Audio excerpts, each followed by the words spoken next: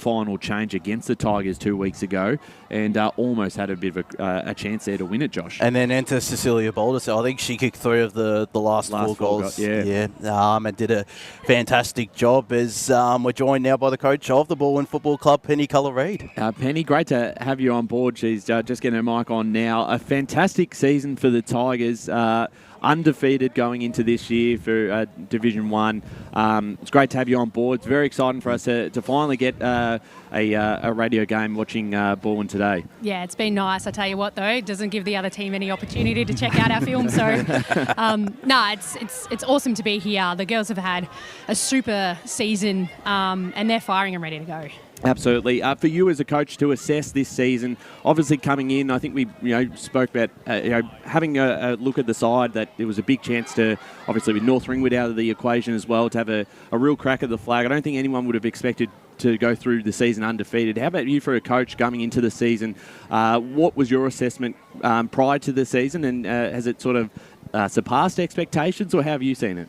The job's not done yet. Yeah. No, I think every year is different. You never know the players that come and go. You don't know the opposition's players that come and go as well. So I think for us it was just building. Like we had our first inaugural season last year. Good to sort of get an idea of what the competition was like, but then also what are our strengths as a team, and how do I as a coach get the best out of the players.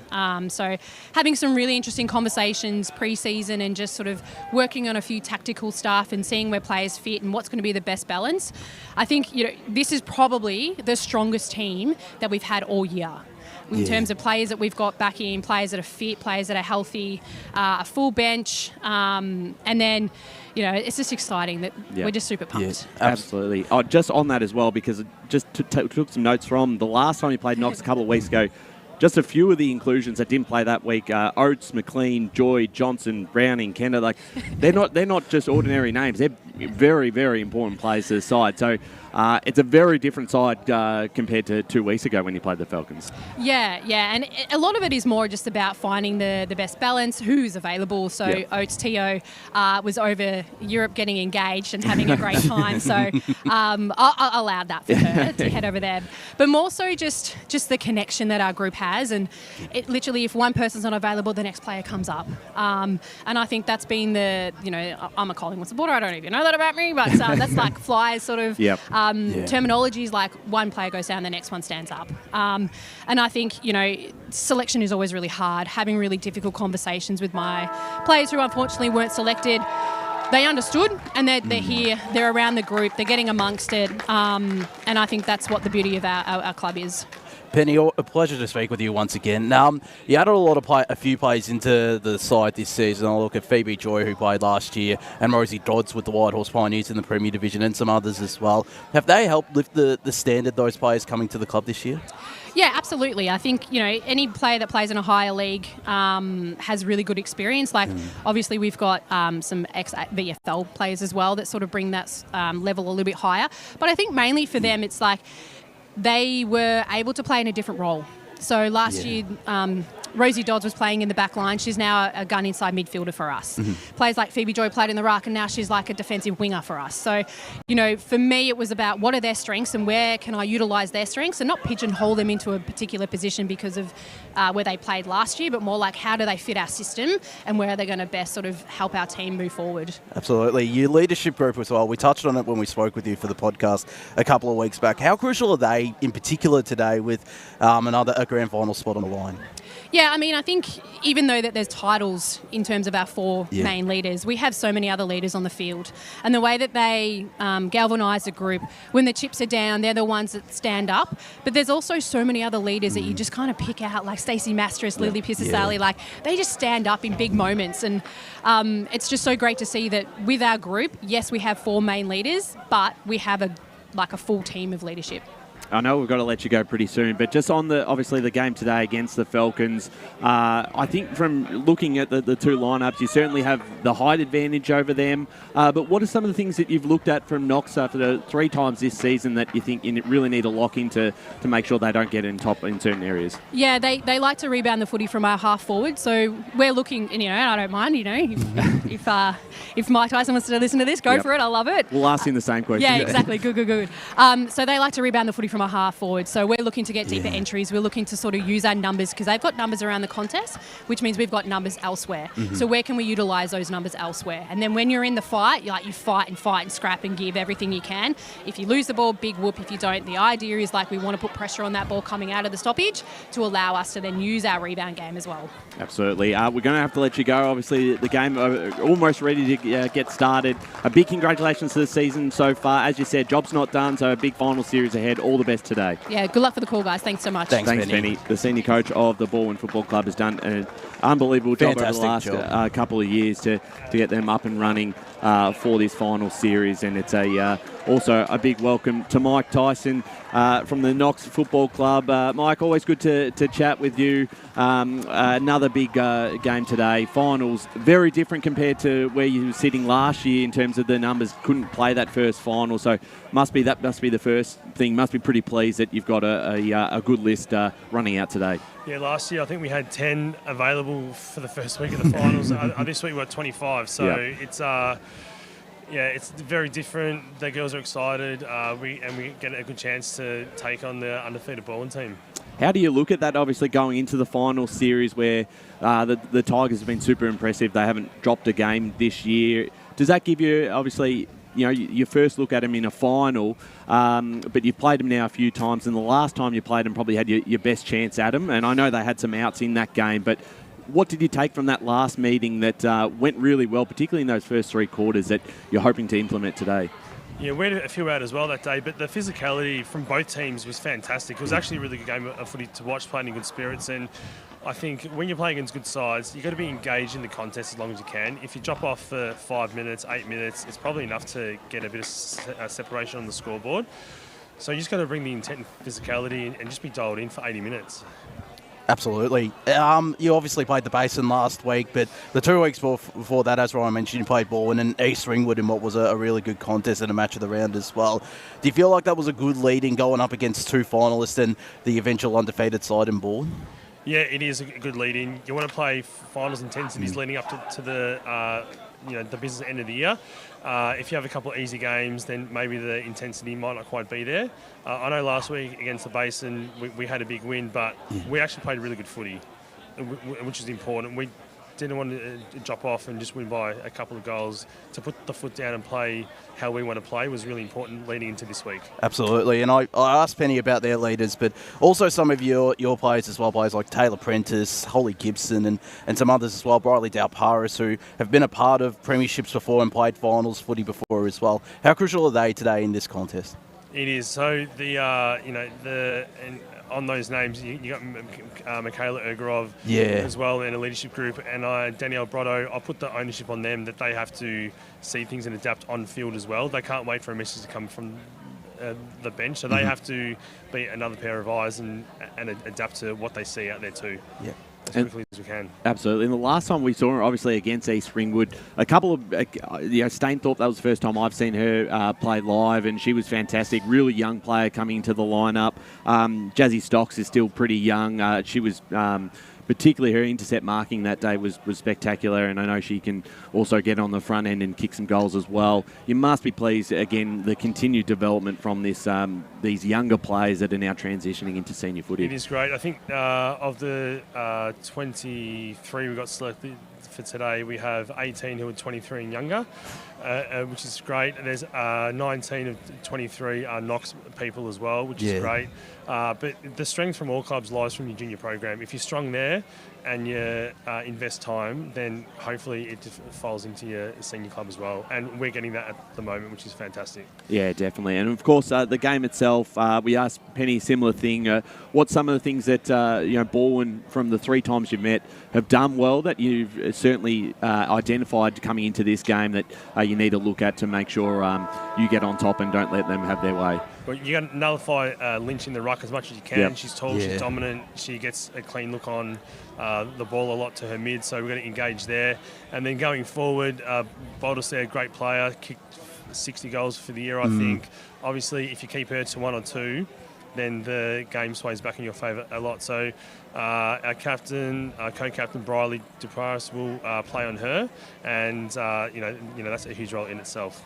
Yeah, absolutely. A big game ahead. I know the umpires are getting out there, so we must not be too far away from the first bounce. All the best. It's always a pleasure to speak to you and watch the Knox side play. So hopefully for your sake, another win and a spot on the grand final up for grabs, but really exciting for the group to be playing finals again. Yeah, it's great. Thanks for having us, and hopefully it's a cracking game. Absolutely. Thanks there to Mike Tyson, the senior coach of the Knox senior women's side, who again has done another great job with the group this season.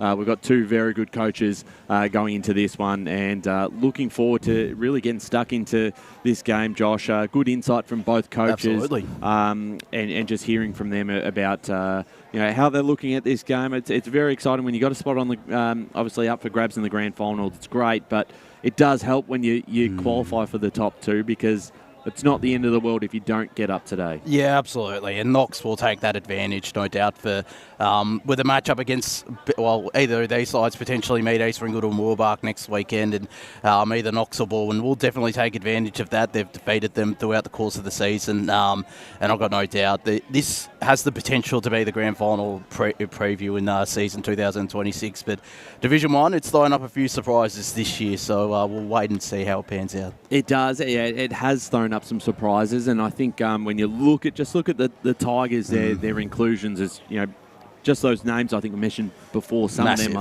are just big inclusions that you're welcome back to the side coming into the finals, and as Penny said, probably their best team on paper this year.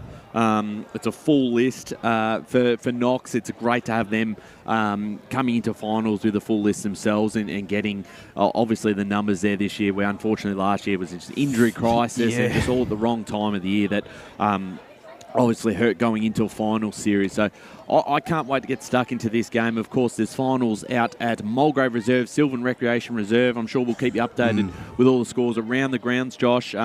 We saw one game here earlier today where Wanturna South had a big win over Warrandyte to qualify for a second consecutive grand final appearance in Division 4. I think it was 69-7 the final score in the end, but it was a big victory for the Devils, as you mentioned. Similar to their game last weekend, but Wanturna South were able to kick straight as Balwyn make their way onto the park. And I must admit, I'm a big fan of their Guernseys as well with the neon yellow, almost like the Richmond yellow. The Richmond Stealth Guernsey from a couple of weeks ago. Very good point. It's very similar to that, but I agree, and I think actually this jumper is much better than the men's Balwyn one, where they've got nothing. There's no emblem on the front. No, there's nothing. So that's a fantastic jumper, and I'm really excited to see them live for the first time. As we said, we didn't catch them during the home and away season. They've been a class outfit, and the credit to the playing group, but also to what Penny has done, and to be able to get someone of her quality, her experience at high levels of football, to have her come into the club last year and obviously the last two seasons, you can't buy that, can you? Yeah, the experience in that is just so vital for the club. No, you can't buy it, and she's been able to gel this group really well, because essentially they've been different groups coming together the last couple of seasons. You look at players like a Sally Lynch, Lily Pizzazale, and some others as well. The two Rolands, I'm pretty sure they've all played with Darebin. I know in the Northern, and I think a couple of them have played VFLW footy with Darebin in years gone by, and then there's others as well. You've got the Whitehorse girls that came across this season, and Phoebe Joy, Orna Higgins, and Rosie Dodds. I think they've done really well to improve their chemistry as a group over ever since their first ever game as well, which I think was against Knox as well from memory. It was, wasn't it? That was a win as well. Maybe out down at Knox Gardens Reserve. I think so. My memory's hazy on that, but I think this group has done exceptionally well, and going rightfully is the red hot favourites heading into this Division 1 final series. But Knox, they've got a lot of leg speed as well. They've got some pretty good outside run. I'm sure they'll be up for the fight as well. Yeah, certainly. Looking forward to really getting into this one. We'll just try and see if we can get some of those scores from around the grounds.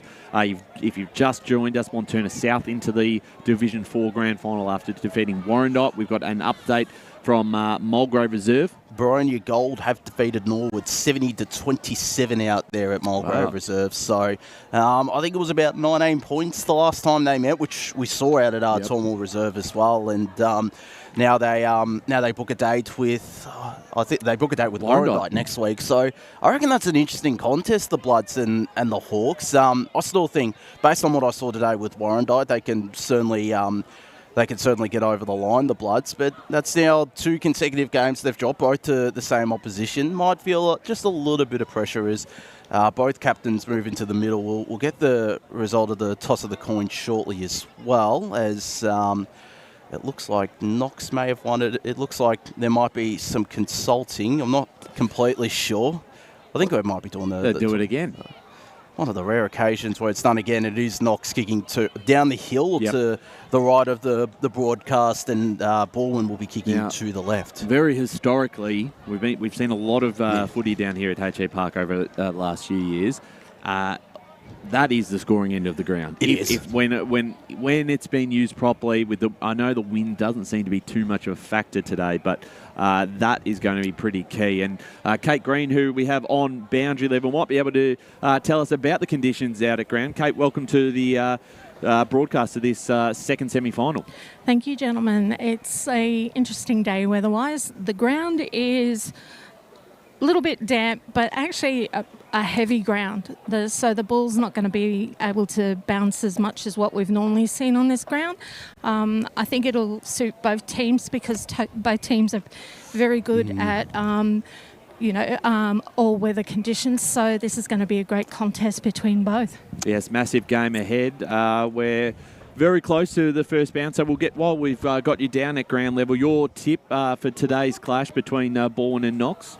I went Balwyn, just the way they're running at the moment, and I just feel that Knox just will. They'll be gallant and tenacious, but I think Balwyn will have it over them. I've tipped Balwyn as well. Just gotten an update. The North Ringwood and Heathmont Blue final in Division 5 has gone to extra time out at Sylvan Recreation Reserve. Score in that one, 25 apiece? 25 apiece. North Ringwood Black kicked 3-7 and Heathmont Blue kicked 4-1. Well, so. Josh, when I got here, I got a cheeky little comment from all the Heathmont crew going, Kate, you didn't go Heathmont. What's happening? Hey, well, I did tip that Div 5 side, but I haven't backed them in the elimination final against Waverley Blues. I've tipped North Ringwood on that one as well. That's a very fascinating one, so we'll keep you updated on that game out at Sylvan. But right here at H.E Parker Reserve, we're ready to go. First bounce of the second semi-final. It is Balwyn versus Knox, and Lynch gets a tap down and went straight to Browning, who sends it inside 50 as quick as you like. Out the back, they've got some numbers. They're trying to get that to Mastris, trying to keep this one in.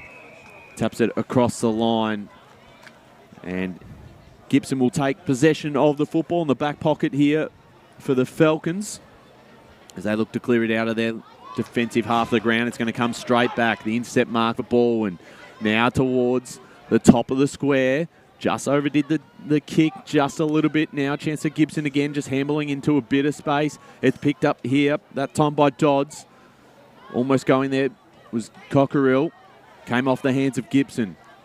Out of defence again for the Falcons, under a bit of pressure early. They've trapped this in. Joy, who's wrapped up in the tackle and didn't possess it properly, and that will mean Knox will take possession through Igorov.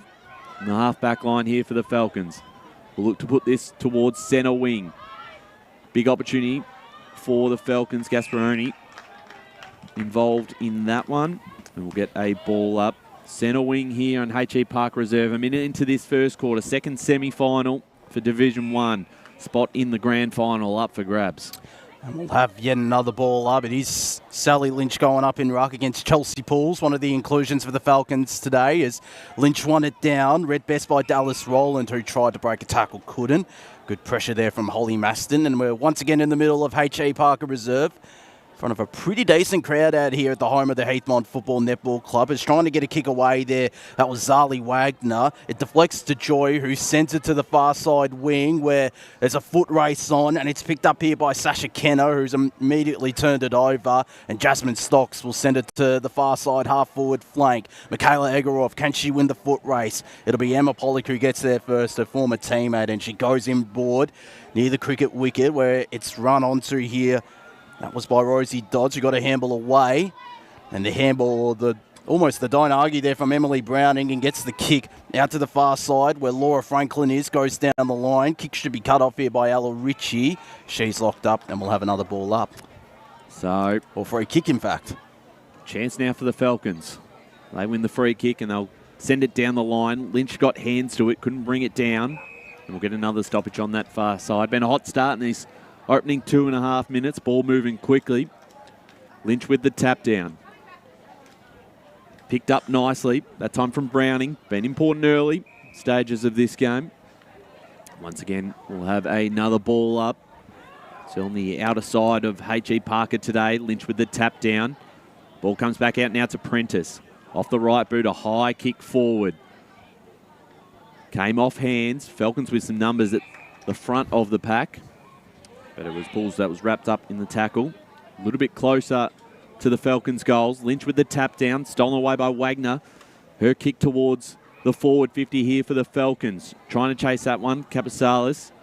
And trying to keep it in that time, Zara Strang. Free kick to the Falcons. It'll be Capasalis who'll send it forward. Can they get a mark inside 50? They'd love to get the first goal of the game, coming as the underdogs to this clash. Kicked away that time by Dodds. It's going to come straight back as the Falcons have set up well now. Back inside there, attacking half of the ground. Can they get a mark out of this one? Came off hands once more.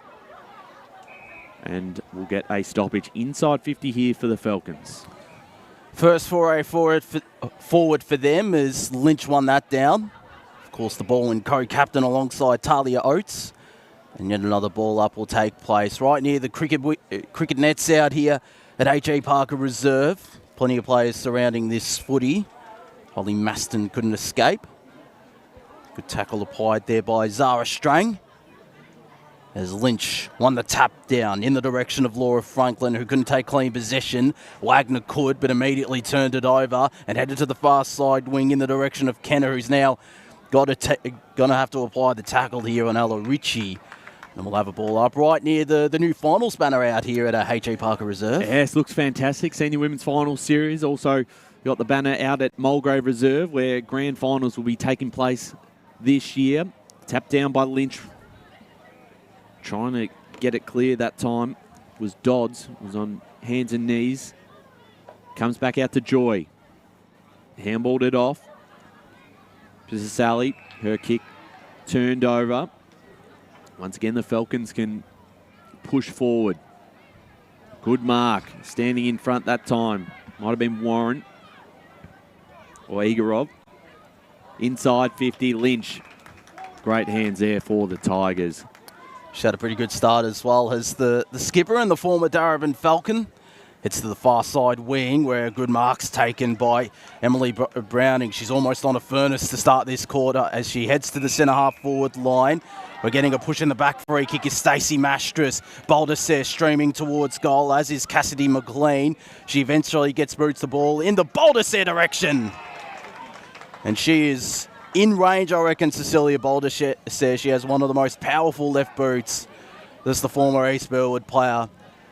Yeah, no doubt she's in range, and this will be a very interesting matchup where they play two on her, how they're going to obviously work through this, because when she gets front position like that, very hard to stop. Little to no angle to speak of, kicking from around about 35 metres out for goal number 61 on season 2026, misses to the right. And Balwyn have the first score on the board in this first term, but it's a minor one. One behind plays Knox yet to score at the 6-minute mark. And I have to say, she'd be pretty happy with that delivery right in front of her. That was a very good kick inside 50. As clearing kick here from the Falcons came off the hands of Weldon. Gibson got her kick away, bouncing ball. Prentice applies the pressure with the tackle, that time on Oates. and holds it up right in front of us on the broadcast side of the ground. Just the one behind in this game so far in the first 6.5 minutes. Balwyn one behind, Knox yet to score. So we'll get a ball up. I'm liking how Knox is, when they go in for a tackle, they're going in with two, just to keep Balwyn contained with the ball. And it's actually shutting Balwyn down a bit. Pressure's been good from the Falcons. Tapped down that time by Lynch. And Wagner wrapped up by Rock. So we'll get a ball up once again, same position. Lynch did a fantastic job there and got it to Johnson. Johnson inside 50. Bit of pressure here for the Falcons defence to clear it out. It's turned over now towards goal by Kenner. Has that bounced through? It hasn't. Baldisaire picked it up nicely, spun around on the left. First goal of the second semi-final. And Baldisaire has got Balwyn moving 1-1-7 to Knox. No score. Jeez, I reckon Mastris was a little bit stiff there as well. Well, actually, I looked down at the wrong time and looked like it would just about gone through. I thought it had as well, but of course, when you've got a player of the calibre of Cecilia Baldisaire there to mop up and literally just allude to Knox defenders, she's all classes, the former East Burwood player, and that's now goal number 61 on season 2026, and has done a fantastic job, has led the charge for Balwyn in their premiership charge, and has the first goal, has the first 7 points. Just had a look at the replay, Josh, from Kenner. It bounced on the line, so umpire, right call. Umpire's call indeed, as Lynch will follow up her ruck work with a left foot kick, heads towards this broadcast side where cutting it off there was Maston, couldn't take clean possession and is locked up. And right in front of the turf wicket out here at H.E Parker Reserve, the ball will be thrown up. It's run onto by the Falcons. Maston as an outlet heads to the half-forward line where the kick is intercepted and the mark paid to the Tigers.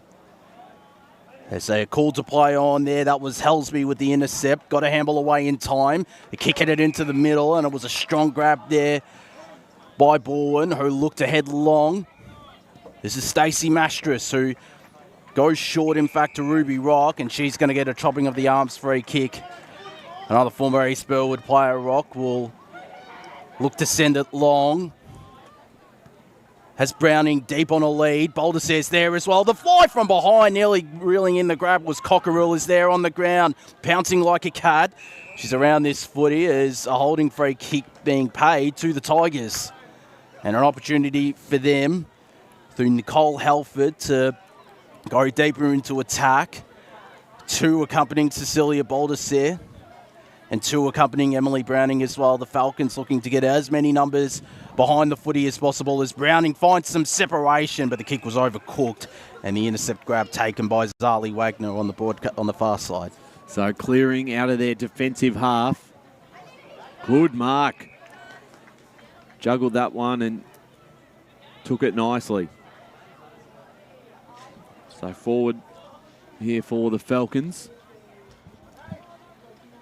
Trying to trap that one that time. It's Cass Warren.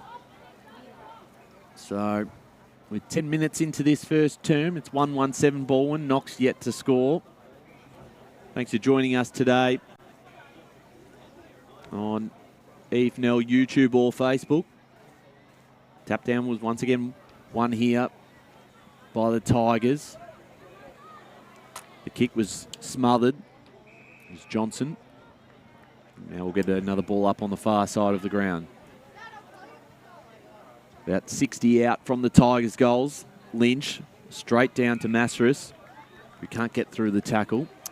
It's going to be key, as mentioned, their work around the contest. Obviously, Lynch has got a massive advantage there on height in the ruck and is just so dominant. So can they work around that through the stoppages here? And a free kick this time going the way of Stainthorpe, who looks to switch this out to Gibson. Dropped the mark but controlled it enough to now send it forward. The kick works out okay. Tigers have got plenty of numbers behind the ball. No mark taken. Inside 50. That time by Warren.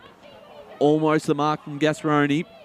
Off the right boot. A long kick towards goal. A high kick. No mark taken. Brotto loves a goal on this stage. And she's got the first for the Falcons. always dangerous inside 50. And Brotto gets Knox first, 1 straight 6 to Balwyn, 1-1-7. That's the footy IQ she provides as well, does Danielle Brotto. And you're not wrong, she has kicked plenty of bags out here at H.E Parker Reserve. And as was mentioned in the pre-game, she's going to be vital with her experience alongside others like a Michaela Egorov, Briley Dow-Paris, and some of the leaders of this group if the Falcons are to get over the line. But we've already got a bit of a shootout going on between Baldessere and Brotto. Well, if you had a guess on who was going to kick the first goal for either side, I think most people would have picked Baldessere and Brotto.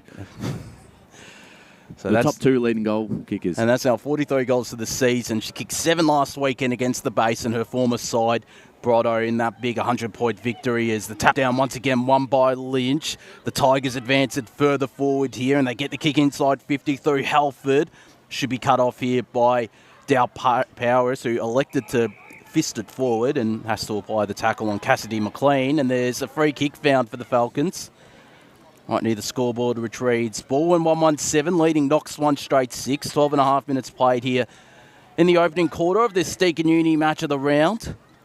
It's Dow-Powers, the co-captain, alongside Gibson, goes short with the kick. It was too short there for Stainthorpe, who immediately turns it over. The Tigers once again go inside forward 50. The bounce favours them. Tapped down by Marlo Cockerill. There was Marcelin Johnson, who is immediately tackled upon. Umpire says, give this to me and I'll toss it up and settle this stalemate as Cockerill, with good bodywork, nearly won the tap down. The handball out found Browning. She somehow got a handball away to Roland. Kick should be cut off here. Not taking clean possession, though, is Weldon. As Johnson will win the foot race against Poppy Stainthorpe. Gets a handball back to Nicole Halford, who somehow got a kick away, but it's all Knox at the fall of the ball, and they're able to intercept and clear defence, though, Gibson, but it's coming back. Sally Lynch with the intercept grab. Still in the centre square, but will load up and go to the teeth of goal where Boulder says up against 4. The mark not paid. Plays on immediately. Left foot snap is through.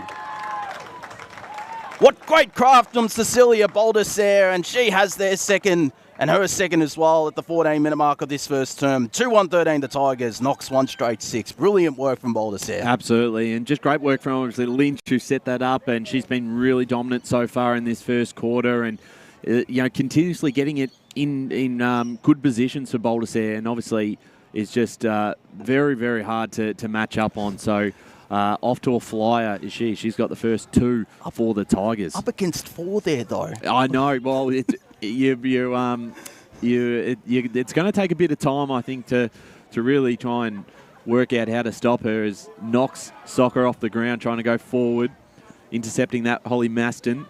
She can pick this one up cleanly, just missed the ball. As a bit of a scrap here for this one. She applies the pressure with the tackle that time on Ruby Rock. We'll get a ball up, far side of the ground here at H.E Parker Reserve. Almost 15 minutes into this first term. Igorov wrapped up in the tackle. Great contest so far between the two sides. 1v2 coming into this one for the second semi-final. The free kick here going the way of Sally Lynch, who's done everything right so far to this game. Skipper of the side. She goes forward. No mark taken. Bit of a collision there. There's been a pushing free kick going the way of the Falcons, so they'll take possession here, and wanting to move this on straight away was Carter to Gibson. Gibson now long kick forward.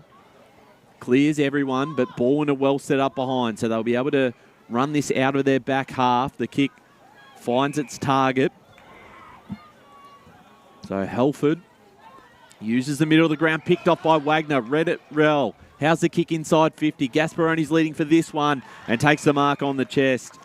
It was a fantastic kick there by Wagner to be able to hit up the target. And now Gasparoni will have her first shot of the day. She's been prominent early on as well as Wagner in that midfield for Knox. Yeah, absolutely. And the kick couldn't have been more perfect for Gasparoni. Can she get Knox's second of the day and bring the margin back to 1 point? The kick is right, and it just sneaks across the line for a minor score. So Knox moved to 1-1-7 ball and 2-1-13. We've played 16 and a half minutes gone on this first term. So we're into red time out here at H.E Parker Reserve in the first term of this Deakin Uni match of the round. Second semi-final action in Division 1 between the Tigers and the Falcons as ball will elect to go to this broadcast side where Mastris was there. Kenner out the back. Is tackled immediately. Is she going to be pinged? She is. Umpire said she dragged it in, so Knox will have another opportunity to load up and go inside forward 50. Stainthorpe's there as an outlet. Heads in the Gasparoni direction. Went over the top of her head, and the mark was taken by Zali Wagner, who's on a little bit of an angle, but is about 25, 30 metres out. It's one of the stars, one of the leaders of this Knox side. Comes in for the Falcons' second goal. And to equal the scores out here at H.E Parker Reserve, it remains right and is through for a minor score. It is 1-2-8 Knox playing Balwyn 2-1-13, 17 and a quarter minutes gone. We've got just over 2.5 minutes left in this first term. Gentlemen, just on a side point, no more running down that hill to grab the ball with that fence there, finally. Yeah, it's always an issue out here at H.E Parker Reserve, so that's good to see as the ball's cleared from the back half. It's a long kick out. It's going to be cut off here by the Falcons through Fisher. Bouncing ball. Didn't really favour anyone. It's a bit of a dangerous one for the Balwyn defence who try and clear this up. Grab that time. I think that was Stainthorpe. It's been a free kick, throwing free kick. Play on advantage. Stainthorpe. Bang. Knox get their second. And they lead this game 2-2-14 to Balwyn 2-1-13. What a start from both sides in this one, Josh. They've done well, particularly the last couple of minutes, and it is probably a fair reflection on this contest as well. Both have had equal amounts of territory. I think Balwyn will be glad with going up the hill, which I know is not the biggest hill. There's more prominent hills around the grounds with hills in the AFNL, but it is still a noticeable advantage. But I mean, that's a valuable goal there for Knox, and they're able to spread out the goal kicker so fast through Stainthorpe, who's had a pretty decent start coming into the lineup today. And of course, Danielle Brotto, who is going to be key in this Deakin Uni match of the round for the Falcons, is Lynch. Boy, what a start she's had. Won the tap down. Her teammate there in Ruby Rock just tried to barrel her way through, couldn't, was locked up. And forward to centre for Balwyn. This ball will be tossed up with just over a minute left. Can they get a last gasp goal in this first term? As ping for holding the ball is Stacey Mastris. It's good to see Stainthorpe. She was, the last time we saw her against East Ringwood, she was a bit quiet. It's good to see the under-18s player coming into her own in this first finals. It is, as it's on this broadcast side. Gibson handled it to herself in the end. She got a kick away and will run onto that kick as well. Nearly took clean possession. Was held without it, was Gibson. Brilliant play. She's one of the quickest players in the AFNL, and she's going to get 25 as well. So this will put her within range, Holly Gibson, and this for a last gasp goal for the Falcons. No one manning the mark. There is now. Has had a fantastic first quarter as well. Defensively, so important. So she can add a goal to it as well. It's a big statement. The Knox box with players and coaching staff are absolutely beside themselves. As Gibson comes in, it'll fall short the kick. Will it be marked on the line? No, it won't. Ball won't have the number at the fall of the ball. And that will signal quarter time out here at H.E Parker Reserve. An entertaining first term between the Tigers and the Falcons. It's Balwyn 2-1-13, leading Knox 2-2-14. The goal kickers, Boulder with the 2 goals for the Tigers, whilst for the Falcons, Brotto and Stainthorpe getting on the scoreboard. We're going to go to a break here, and when we return, we'll hear from one of the coaches and bring you the second quarter of action out here in the Deakin Uni match of the round, the Tigers and the Falcons in the Division 1 second semi-final.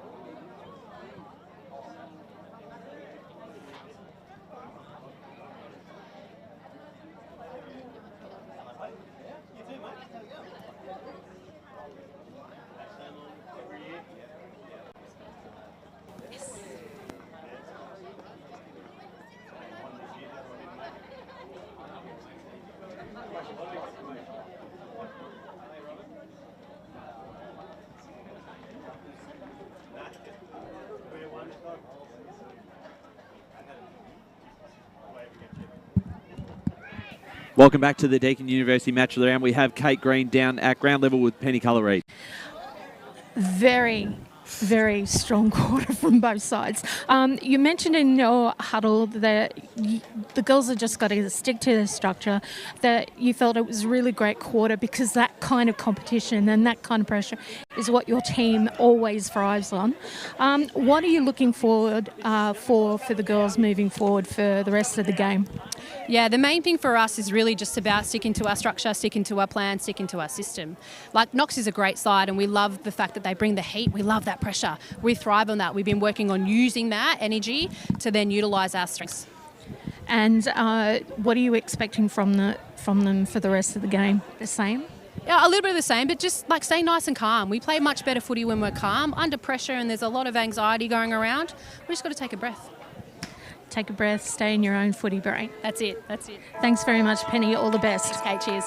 Thanks there to Kate Green and Penny Colour-Reid as the second quarter gets underway out here at H.E Parker Reserve, and it's Lynch with a big fist, but it's Wagner who read it best, got the handball away, and the kick heads in the Maston direction up against Joy, who's going to get a high free kick is Phoebe Joy.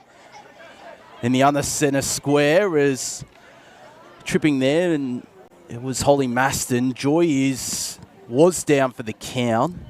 She's getting back up on her feet, which is great to see. Of course, did play with Whitehorse last year, played in their premiership back in 2022 as well, back in the one-off Premier B grade as well, I remember, as this ball locked up. You were there that day, weren't you? Yeah, I think that was a pretty close. It was against Stonevale in a pretty close game. 1 point.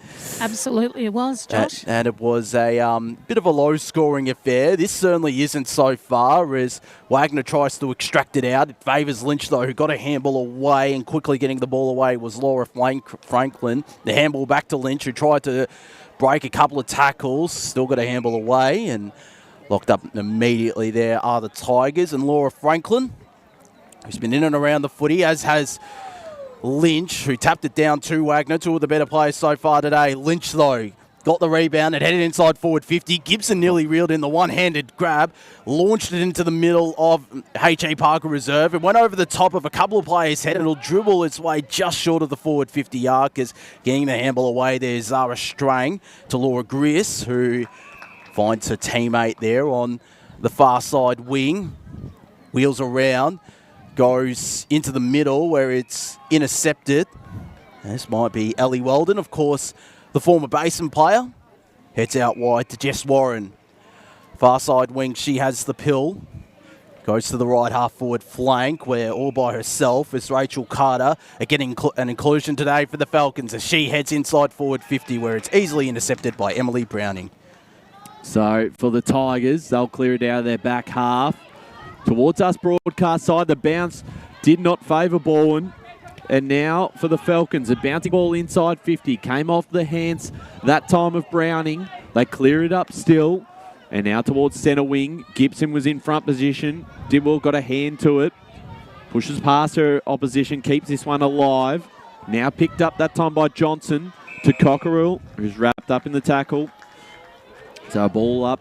Boundary side here at H.E Parker Reserve. If you've just joined us, 2-2-14, Knox lead. Balwyn 2-1-13 as we're into this second quarter. And there's going to be a free kick here going the way of the Tigers. That was an endangered kick. And it will go to Halford, who will send this one forward here for Balwyn. Towards a big pack of players. Who's going to fly for this one? Came off the hands of Lynch. Doing well that time was Ella Ritchie. Got her hands off, and here's Stocks. Got some speed on her. Off the right boot, keeping this one in play. Bounced off the hands of Browning. Involved once again. She's competed well here. And we're going to get another stoppage. The pressure's been great from both sides in the opening stages of this second quarter, similar to what we saw in the first term. It'll be interesting to see who kicks the first of this second quarter. Potentially can start a bit of momentum for their side. Knox go forward once again. Borna well set up here. The mark was taken. Pisasali, who's done a fantastic job, been best on multiple times this season for the Tigers. She'll send this one to a pack of plays. Came off hands once again. Going forward. Helford, been involved a lot. Cockerill did well against Gibson. Ball comes back out. Big tackle by Gibson. And spun around. That is holding the ball. She has been outstanding in this opening half. She'll put this one forward. I've got numbers to the Tigers. And it's Helsby who's wrapped up.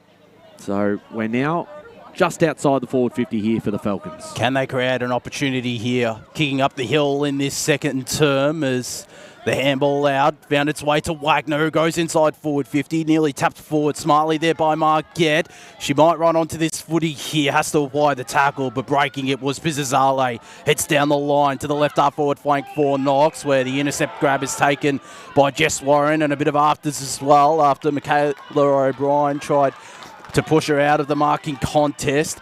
Warren goes inside forward 50, where Gasparoni's the main target. The spoil came in, and on the ground was Halford.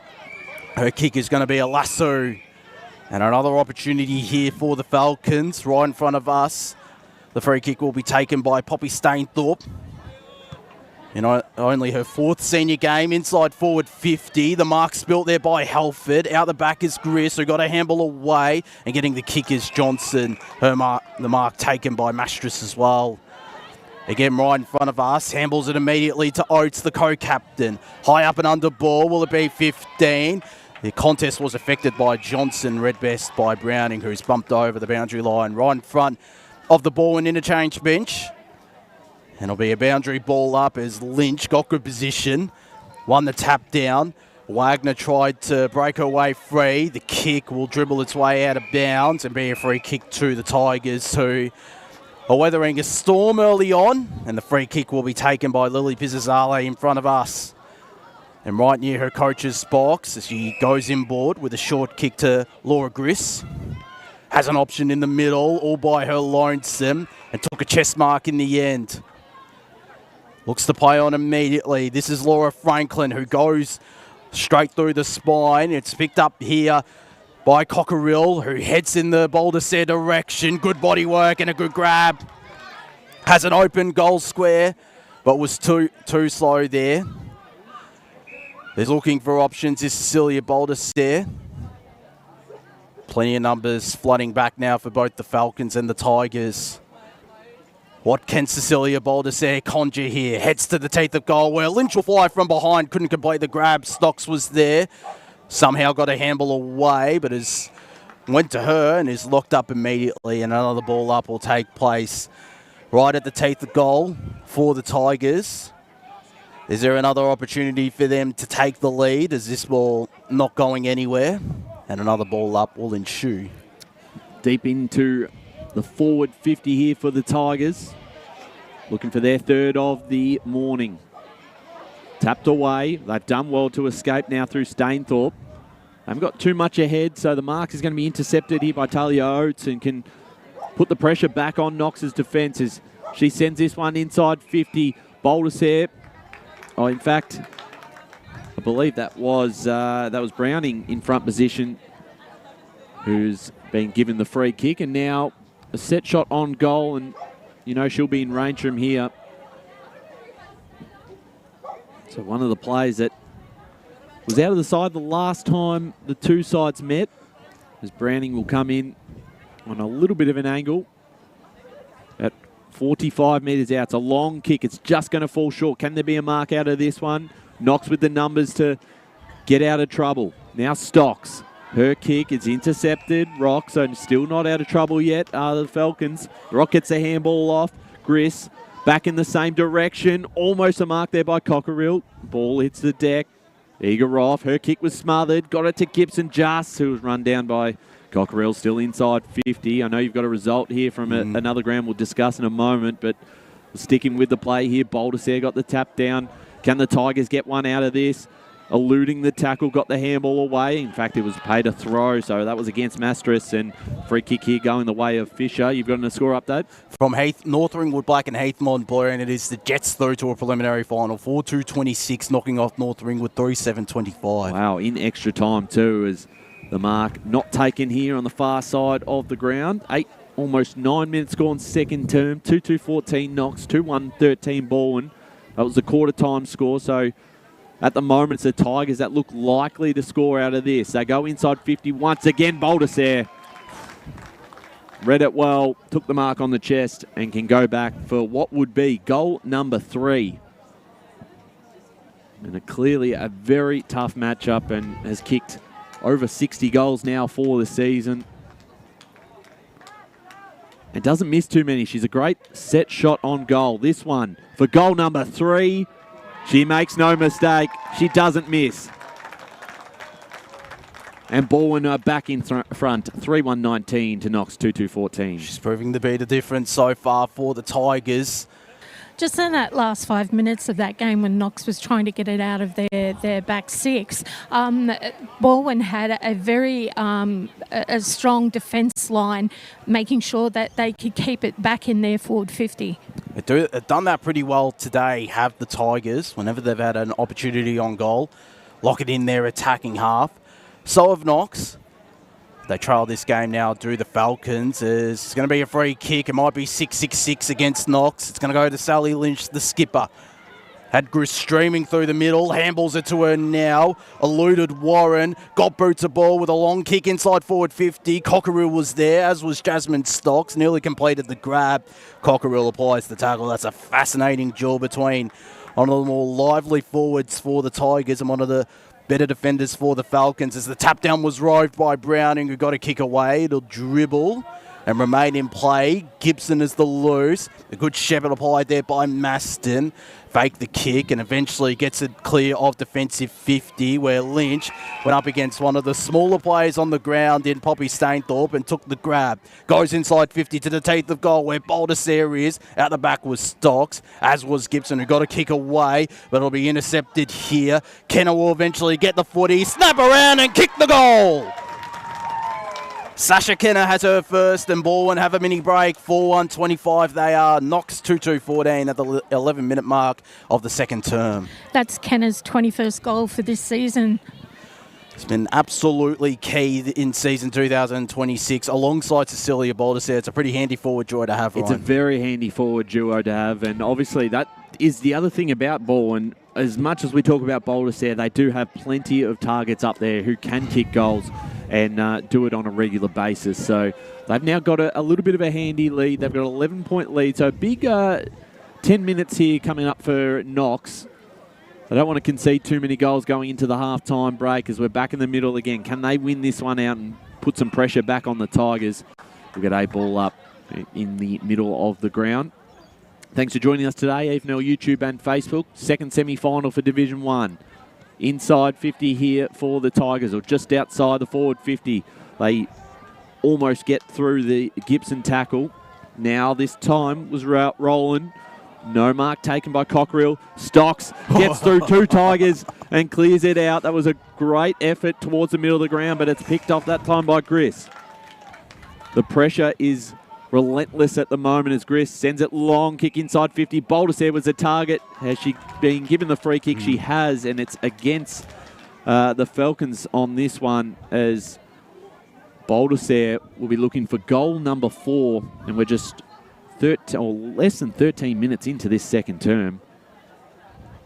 And obviously they are, the quick inside 50s are going to give her the best opportunities, and the Falcons are more likely to give away free kicks on those occasions. Baldassare read it well off the boot. She's kicked goal number 4, and at this stage, they cannot stop her.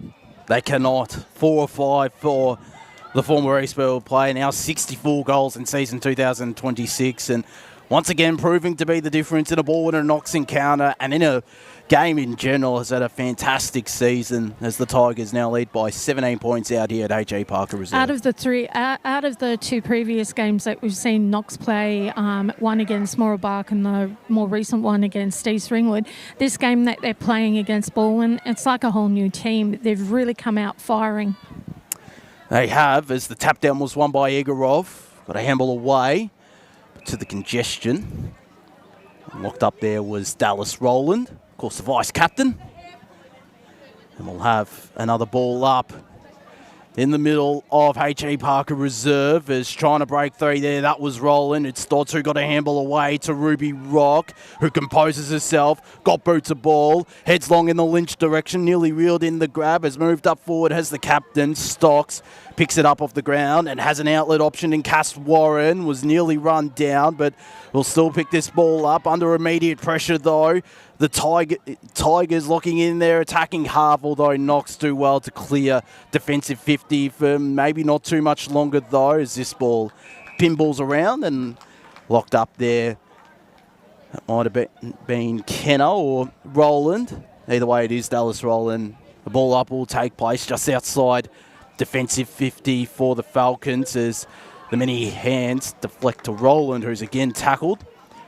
This time near the cricket pitch out here at H.E Parker Reserve. Cockerill won it down with that big leap of hers. Is there to follow up, but can't take clean possession. Neither could Rosie Dodds. And another ball up will take place, a true centre half forward. As Cockerill, again the big leap, won the tap down. Stainthorpe tried to bustle her way through. Getting boots a ball was Halford, who heads in the Browning direction, will pick up this ground ball, get a handball away to Dodds, whose kick was rushed and smothered in the end. Dodds tries to tap it out to Kenner. And another ball up will ensue inside forward 50 now for the Tigers, which means Lynch will go up. Browning just try to bustle away past her own teammate, Baldassare, under plenty of duress against Hayley Gasparoni, who looks like has been swung down into defence. As Baldassare puts her hand up to go in this ruck contest. Took it out of ruck. Tried to break the Gibson tackle. Couldn't. Brilliant first half from Holly Gibson and tackles down the leading goal kicker for the Tigers. Yeah, she's been outstanding. Her kick towards us on the broadcast side. Might be a free kick here going the way of Ruby Rock. She's been pretty good herself in this second term. And can put this one back in the same position. That Falcons defence just can't seem to get much of a break here. Came off hands. Stocks involved against Stainthorpe there. Diving on this one. We'll get another ball up. Deep inside the Tigers forward 50. We played 16 minutes into this second quarter. It's 5-1-31 to 2-2-14. Back into play once again. Nothing called yet as we'll get another ball up. Still inside forward 50 here. Tapped down by Lynch. Stainthorpe tapped it forward. It was a smart one in the end. It was picked up nicely by Warren. Back in the middle of the ground. Balwyn have just set up so well behind the ball where Oates can take the mark uncontested and send it back in. Knox got plenty of numbers in their back half, but the mark is taken. McLean, a fantastic grab, and that's 25 metres. And from here, she'll be marched right forward towards the top of the square and can put through the Tigers 6 and their 4th of the quarter as they start to really take control here, Josh. They absolutely do, and we always see sides kicking down the hill. They get a little bit of a lift as well, and you've seen that with the Tigers in this second term, and has been pretty prominent. Hasn't had the biggest impact so far, Cassidy McLean. This might just give her a little bit of confidence heading into the second half. Looking for goal number 1 for herself, and to extend the margin once again, she comes in, makes no mistake. The Tigers have got 6, 6-1, 37. Knox 2-2-14. We've played 7.5 minutes into this second term, and Josh, for the Falcons here, this centre clearance is massive. Got to win this one out and just relieve a bit of the pressure on the back 6 for the Falcons at the moment, who are just under the pump constantly. And they held up pretty well in that first quarter, but then Knox were able to get some territory late and just able to relieve the pressure valve. But you're right, they need to get it into their attacking half. They need to win this centre clearance. It comes down to players like Azali Wagner, maybe even a Holly Gibson off the back of the square, and their ruck as well, who won that tap down. Read best though by Dodds. Another forward opportunity here for the Tigers, who head in the direction of Kenner. Broke a couple of tackles, got boots of ball, but it was an ineffective kick and cut off by Maston, who heads to open space. Picking it up there was Rocks. Got a handball away, but didn't gain any meterage. Maston's there again. Went backwards because she was under a lot of pressure. Gasparoni, who has been swung into defence, swapping places with Ali Weldon, just chucked it on the boot, and it's intercepted by Lynch. High up and under ball. Boulder says around this, as is Jasmine Stocks, who shrugged off one tackle, thumped it clear of defence, but it should be coming right back as Emma Pollock took the strong intercept grab. Of course, did play with Knox 2 years ago. It has come across the ball, and as she heads into the middle in the Joy direction, slaps it forward. Maston at the fall will eventually pick this up, receiving support there from her teammate in Gibson. Stainthorpe into the middle. Kick should be intercepted. It is by Ruby Rock, who started to become a bit more prominent the last couple of minutes. The former East Burwood and the former Old Yarra Cobra. Inside 50 with the kick in the Cockerill direction, who clunked the grab. Looks to play on immediately as she heads in the Baldersair direction, up against 3, nearly 1 out. On the ground there is Cassidy McLean, the most recent goal kicker. Got it out, but it's Stocks who's there and got the kick in the Michaela Egorov direction. Plays on immediately, heads towards this far side wing where there might have been an illegal push. Nothing doing, said the umpire on Marquette, who applies the tackle here, but it was ineffective. The handball out to Franklin, who heads to the right half forward flank, where plenty of numbers are around this footy, including Dallas Rowland, who nearly trapped it well. Instead, it's Pauls, who tapped it out, searching there for Stainthorpe. There's an injured play here for the Tigers, which might mean a stoppage in play as the halftime siren sounds out here at H.E Parker Reserve. And unfortunately, there is, as mentioned, an injured Balwyn player. We'll keep you posted on that. Fingers crossed it's nothing too serious, but it doesn't look great at all as we'll head We've got Kate Green down with Mike Tyson, I believe, at the moment. We'll head down. So we'll hold our call at the moment. So unfortunate way to end the second term there with what looks to be a pretty serious injury at ground level. So we'll obviously keep you updated later on in the broadcast once we know a little bit more. But I believe we've got potentially an interview here with Mike Tyson just before we go into the third quarter. Kate? Yeah, just organised an interview with Mike at the end of half-time. Awesome. So we can see Mike starting to make his way towards you. And, of course, we'll keep you updated with the injury at the moment when we come back from the other side of the break. But, of course, here at the moment, half-time, Balwyn are leading 6-1-37 to 2-2-14 Knox. 4 straight goals to no score in that quarter. That just shows the power of the Tigers after they conceded most of the territory early in that quarter, you could argue, Ryan. Well, they did, and I think you saw in that second term that's a champion side really, dig in, use the advantage they've got going down that end of the ground, and obviously they certainly put it on the scoreboard with the pressure they put the Knox defence under. Very hard for that back line to continuously back it up inside 50 after inside 50 to try and repel, and they just didn't have, they had so many numbers back down in that defensive 50 that they just didn't have the options with the kick out. I believe Mike is actually not out on the ground at the moment, so we will go to a break here, and then on the other side, hopefully we'll hear from Mike Tyson before the second half.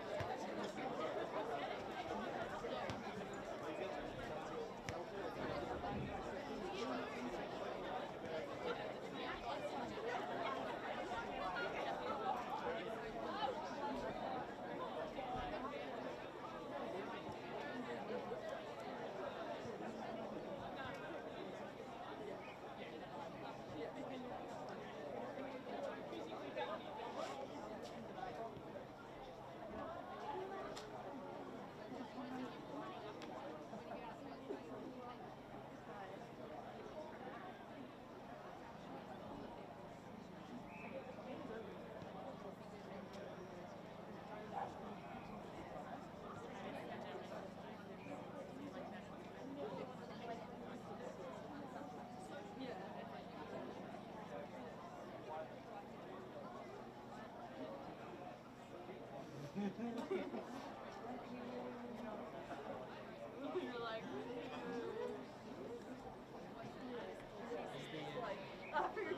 sirens just started going.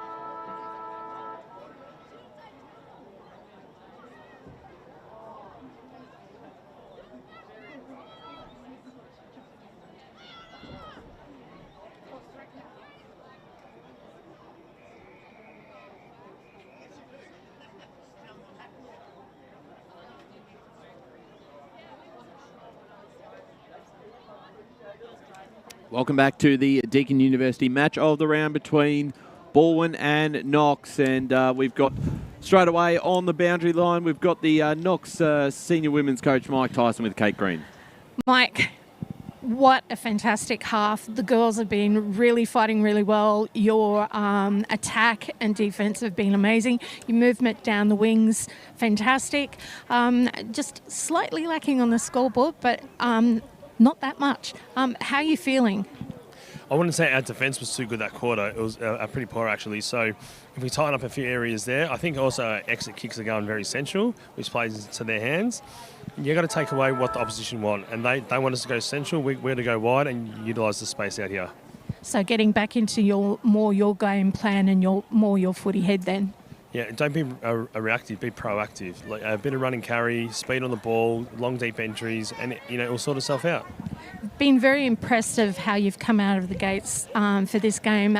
You've really upped your game in intensity across the board from the last two games we've seen you through the home and away season. What do you credit that to? Well, finals footy, is intense. So we got to raise the bar. And if you drop off for 5 minutes, like you saw in that last quarter, things won't go your way. Well, Mike, I wish you all the best for the second half because we know you guys never give up, and it's going to be an absolute cracker. So all the best moving forward. Thanks, Kate. Thanks there to Kate Green down on the boundary with Mike Tyson, the senior coach of the Falcons. And as we said, that second term under extreme amount of pressure just does make a very good point. They did look that first kick out of defence, very central, right into the middle where Balwyn had all the numbers. I think, Ruby Rock was really key in that area there for the Tigers. So they can maybe push out a little bit and at least just get some stoppages outside of their forward 50. They might be able to set up. But they are going to that end of the ground, which is still the scoring end. The scoring end at H.E Parker Reserve. Yeah. So this is, if they are to win this game, they don't need a big third term. And we're all set to go as, not quite yet, as something has been called. So this is a free kick out of the middle going straight to the Tigers. And Lynch will take the first kick here in the centre square and send it inside 50. Can they get a mark straight away? They do. And going back to line up here will be O'Brien. Looks to play on, trying to hit up a target. Gasparoni did well, kept it in front of her, trying to get this one out of their defensive half. A clearing kick there from Warren, bouncing in towards the corridor. Almost a free kick given. It's Wagner towards the far side. Joy going to chase this one. The ball eluded her. Worked out okay for Oates, who got it back to Joy. And now forward they go. Wrapped up was Warren. And we'll get a ball up far side of the ground here, Josh. I think you're right. They need to also not just blaze away. As good as Gibson and Stocks have been, they've just blazed away and given Balwyn an opportunity to reload as yet another stoppage. The ball pinballing around. Lynch tries to break the congestion. She does. Hits to the far side, half-forward flank for the Tigers. It's a kick into the middle, flirted with danger, but it might work out here for the Falcons. They have Poppy Stainthorpe in the centre square, inside 50, the kick. Will fall short there of Talia Oates, who has to apply the tackle. In fact, it's a stalemate, and we'll have yet another ball up. We've got some score updates in the other two finals at Mulgrave Reserve. Upper Ferntree Gully 13 lead Templestone 9 at half-time out there in the second semi-final of Division 5. The winner to play in the Division 5 grand final in a fortnight's time as the handball out found Joy, who just got it on the boot and cleared defensive 50. Picked up here by Richie, who got her hands free and a handball away to a teammate who heads to a dangerous spot. The ball falls short. Stainthorpe's there on the ground. Handball away. Will eventually reach a teammate of hers. Maston, dangerous around this. Got a kick away in the Brotto direction. Bounce almost favoured her, but didn't in the end. And picked up here cleanly by Laura Griss, who is able to find an outlet option there in Rosie Dodds. Yes. Just a quick update on the injury to Dallas Rowland. She is now being referred to further medical assessment off the ground. So, thanks, Kate. There's a kick inside 50. The handball out. And now Lynch, a long kick towards the far side. This is where Knox now, if they can get to this first, they're under a bit of pressure. Wrapped up in the tackles. Well done there by Browning. Got an update from Sylvan as well. It's 3-2-20 Ferntree Gully leading Mitcham 2-1-13 in our first semi-final in the Division 3 competition. Tap down on the far side. Ball going nowhere, so we get another stoppage. 2.5 minutes into this third quarter. If you've just joined us, Balwyn lead 6-1, 37 to 2-2-14. Knox, the winner of this game, straight through to the grand final in 2 weeks' time. Out here at H.E Parker, the loser this game will face the winner of Mooroolbark v East Ringwood, which is being played out at Sylvan Recreation Reserve this afternoon. Maston, wrapped up in the tackle. Just holding things here on the far side. Here's Prentice. The handball back. The kick was affected. Using her body well, Dodds.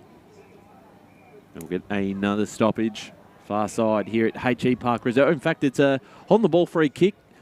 So waited a little bit to call that one as now Margette earns possession and kicks it towards half forward line. Great mark. I think that was Igorov.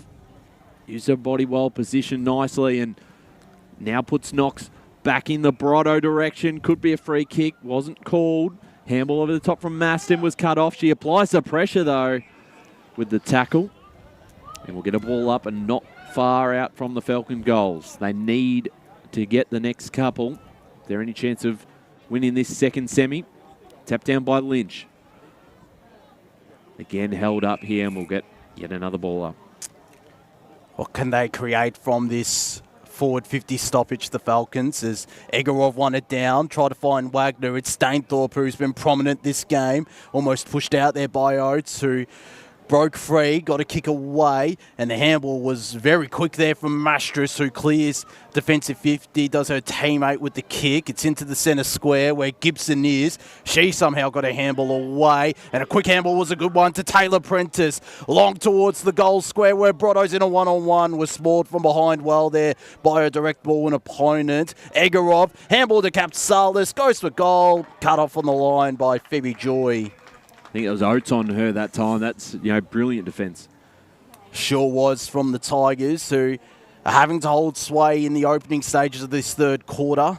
They still lead by 23 points, a very handy 23-point buffer, after they kicked 4 goals to no score in that second term, kicking towards the far end of H.E Parker Reserve as Egorov won it down. Browning broke free, got a kick away, but it was too wide there for Johnson, who looked to run onto it. Up against Gibson, who broke free, didn't. Still got a handball away to Pauls, who just chucked it on the boot. To a pack where there's plenty of numbers for both sides. Knox might have the outnumbers here. They do. Maston inside forward 50 in the Capsalis direction. Bounce doesn't favour her. She'll be happy to see it over the boundary line in the right forward pocket. As the umpires consult, it'll just be a ball up though. So an opportunity for the Falcons to kick the first of this third term. And maybe, just maybe, start a little bit of a comeback. It is a tough ask against a champion Balwyn outfit, as Browning might get herself a free kick. She does. Still inside her defensive 50. Has plenty of options down the line, which she does so now in the O'Brien direction. Spilling the mark there. That might have been Rachel Carter. Stocks couldn't take clean possession. Cockerell could, but turned it over immediately to Prentice, who in turn turned it over to Pizzazale. Handball back. The kick should have been intercepted by Gibson. Spilt the grab. Cockerell's there to mop up. Broke a tackle. Got the kick away. Gasparoni and Baldessere in a foot race. Gasparoni won out quite easily in the end and heads into the middle of H.E Parker Reserve, where all by herself is Cass Warren. High up and under kick. Should be marked. It isn't though by Marquette, who has time to mop up. That time is starting to lessen though. She's still got a handball away.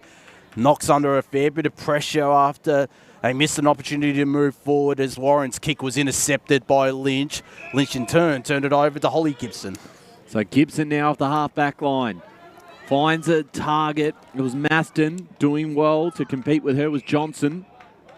And holds it up here on the wing. So they've done well, the Tigers, to stop a potential attack from the Falcons. Lynch with the tap down. Wrapped up that time was Mastris and caught for holding the ball. So Stainthorpe will send this one to the outer wing here for the Falcons. The mark is taken by Maston. Looking ahead for her options. She'll keep this close to the boundary line. Good kick, finds a target in Stainthorpe, played on. The handball cut off, now Dodds for the Tigers. It's a high kick, just paid the 15, and the mark is taken by O'Brien. O'Brien for the Tigers. Towards centre wing, big fly there from Cockerill. Couldn't bring it down. Gibson now, almost run down, got a kick away in time, and the intercept mark taken here for Balwyn on the half-back line as they look to repel again. They've done well in this opening 8 minutes not to concede a goal, despite being under a fair bit of pressure. You feel like there is a goal coming. There's Maston caught high across the boundary line. No decision paid there. I think it might actually be a free kick. It is. Oh, it is, yes. Some umpire did notice it. I think blew the whistle a little bit late there. So Holly Maston, who's worked her way into the game today. Her kick doesn't come back into play, so Balwyn will get this ball out here at the half-back line. And Josh, they still hold a pretty handy 23-point lead. They do. Kicking to the left or up the hill out here at H.E Parker Reserve. Holding sway are the Tigers as Gibson went over the top of her, had the kick. Trying to break three there, but going to be pinged. Is Rachel Carter. The free kick paid to Michaela O'Brien, whose eyes start inside forward 50, which is the direction she heads. Knox have plenty of numbers around this. Stocks ran to the contest. Bounce doesn't favour her. It does so for Browning, who got a handball away to Ruby Rock, who has been quite prominent, Rock. She's been good. As has Emily Browning, alongside the likes of Sally Lynch, who won that tap down with ease after coming in late. Stalemate between Wagner and Campbell Rowland. And another ball up. Another tap down for Lynch. Trapped well by Wagner, who couldn't get a clean connection with the footy. Helford locked up. Still in front of us. So Balwyn giving their defenders a bit of a reprieve as Lynch won it down to Ruby Rock. And we'll have a ball up halfway through this third quarter. Of course, in fact, there is time on in the second half of each quarter in the final series, I believe. Yes, that's correct. So, but we're still essentially halfway through this third term, and it is no change to the three-quarter time score. Although that could change here. The kick was high up and under from Lynch and easily cut off by Stocks, who again has been prominent. Sends it high outside defensive 50. Prentice was there, kept it in play. Around this was Elise Fisher. Ball not going anywhere after Ritchie was tackled there by Stacey Mastris. And in attacking 50 for the Tigers, they'll have this ball tossed up. So Lynch wins the tap down once again. Ball hits the deck. The handball back. Looking for Joy. Couldn't quite take the mark. Kept it in front of her. Got off to a teammate who sends it forward. It's Sally that was, but intercepted by Gibson. And now we'll switch it towards the far side of the ground here. In front of Stainthorpe. The bounce worked out okay for her. Back into her hands. Is being chased here by Joy. Got it forward to Warren. Now Igorov gets past the intended tackler to Stainthorpe. Back in towards the middle of the ground. It's all Tiger numbers here. It's a 3-on-1. And they're going to use this now through Helford. Her kick was smothered. Picked up by Fisher. And well intercepted, well read there. And Balwyn off the half-back line once again.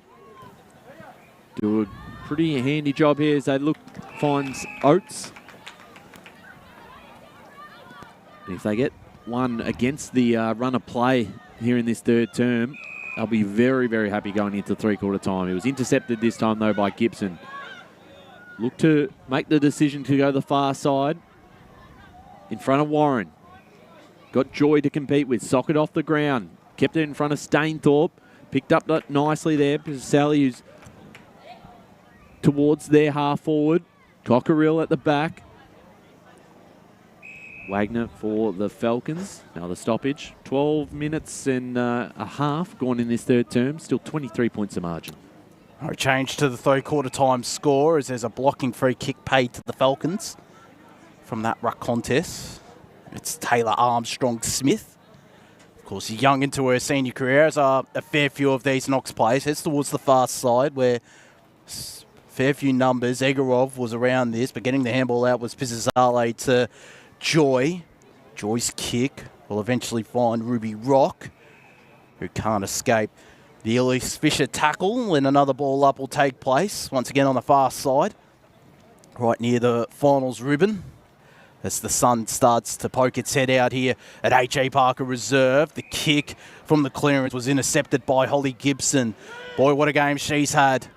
An absolute star of the Division 1 competition, and of course a premiership player with the Falcons when they won the 2022 Division 2 flag, as the kick will eventually go out of bounds. Tapped out there by Ellie Weldon, who has swapped with Hayley Gasparoni. Weldon now into attack and Gasparoni into defence after both started at opposite ends of the ground. But this ball will be tossed up between wing and half forward for the Falcons as Lynch won it down to Wagner, who broke free and got the kick inside forward 50. Capsalis around this footy. Trapped it. That was trapped herself. And a ball up will take place once again inside forward 50 for the Falcons. Can they get a goal here? They can't. And we'll have a ball up. Thank you for tuning in to the Deakin Uni Match of the Round, live on AFNL Facebook and YouTube. And let us know where you're tuning in from as well. A shout out to my mum, who's watching from one of the league sponsors, actually, the Knox Private Hospital today. So shout out to her. I'm sure I hope she's enjoying the coverage. Hello, Josh's mum. As much as anyone is, as I'm sure your mum will be watching as well, as the handball goes inside, got to Prentice, inside forward 50 to the right forward pocket where Brotto was held. So here's an opportunity for the Falcons, and it's through their star goal kicker, Danielle Brotto, who has been quiet. Still kicked a goal today, his Brotto. Of course, was the first goal kicker for the Falcons. This on a little bit of an angle. Around about 25, 20 metres out, she'll kick this from the former Basin, the former Roval player. As you mentioned, Ryan, knows this stage all too well. Having played in grand finals with the Bears and the Hawks at this level and played in a premiership with the Hawks. Comes in, fades left, but goes through for a minor score. So the first score of this third term is a minor one. Knox moved to 2-3-15. Balwyn still 6-1-37. 15 and a half minutes played here in the third quarter. Cockerell will take the kick in here for the Tigers. And as you said, I mean, it's probably been a good quarter for Knox without, unfortunately, getting the score on the board for their sake, because it's going to make it pretty tough. Wagner was in front position, couldn't bring it down. They're going to be desperate to get a couple of goals here in the last 5 or 6 minutes of this game to give them just a bit of a sniff and put some pressure on the Tigers going into that last quarter, but got to be pretty quick. Lynch with the tap down. It's going to come straight back. Igorov inside 50. Can they get a mark out of this one? Bouncing into a bit of space, reading it well. Cockerill picked up nicely. Went with the don't argue and handballed it backwards. Now getting involved, Capasalis. And we'll get a ball up. Once again inside. Balwyn's defensive 50 here. And they've held up well. Not conceding a goal. Might put themselves into the box seat to make the grand final this year. Still a bit of work to do. So we'll get another ball up. Back inside 50 for the Falcons. They'd almost need a goal immediately, Knox, if they are to start the comeback. Yes, they do. Yeah, time is not on their side at the moment. You're considering this has certainly been the end where most goals have been kicked. No decision paid out of that one. The umpire will ball it up once more. Lynch with the tap down. Cockerill read it well. Just went without it. Igorov wrapped up that time in the tackle there by Dodds. And same result, another stoppage. 17 minutes gone third term. 22 points on separating the two sides. Only one behind in this second term. Knox with most of the territory, but the Tigers are holding up well. For now, will the dam wall eventually break? They're still able to flood numbers into their defensive 50, though, are the Tigers as Lynch gets it out of there. Bounce favours Laura Greers, who has open space, heads in the Boulder Sair direction, will take the chest mark. Will take her time because she has no options inside forward 50. She does now through Emily Browning, a lace-out kick.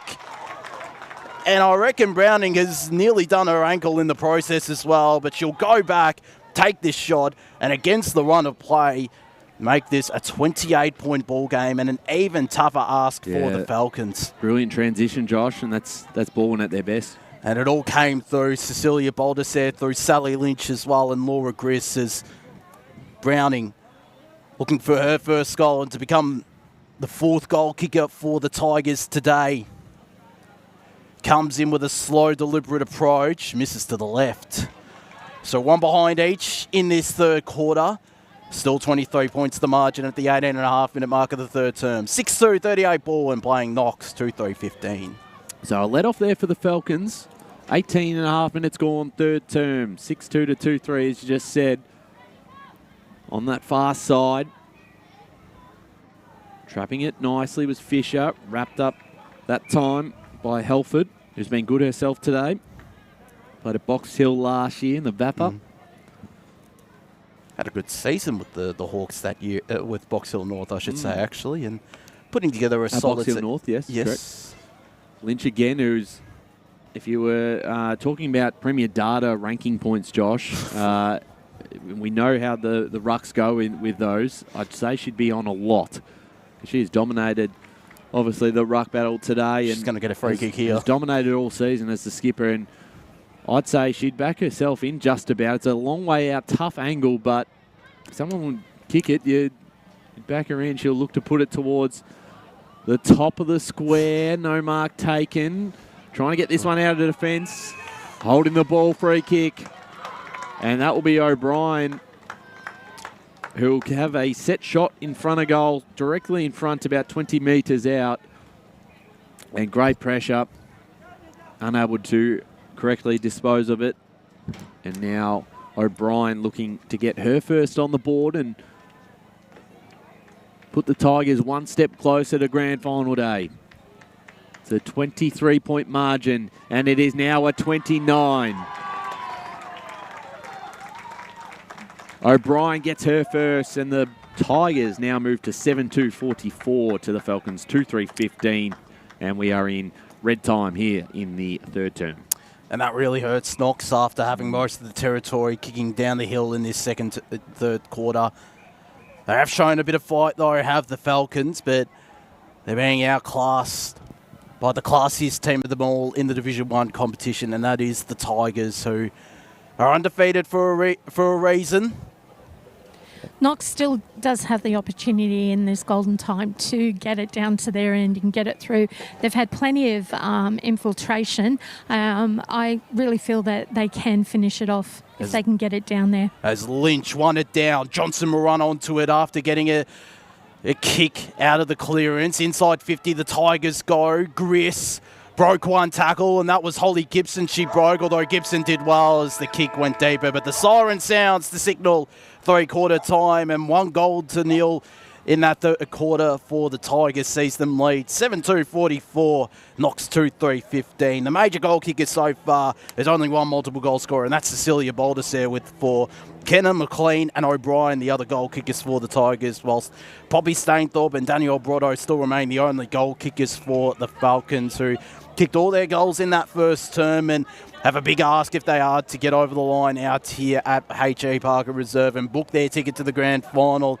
Balwyn do have a foot in that grand final, though, with a handy 29-point buffer. We're going to go to a break here, and when we return, we'll bring you the final quarter of action.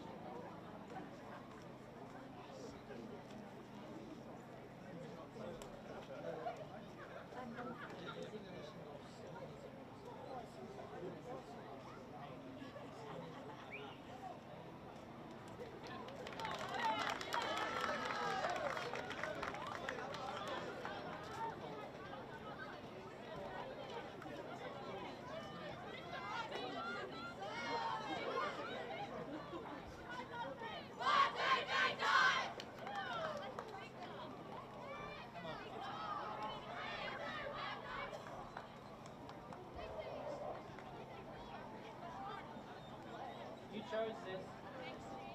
All right.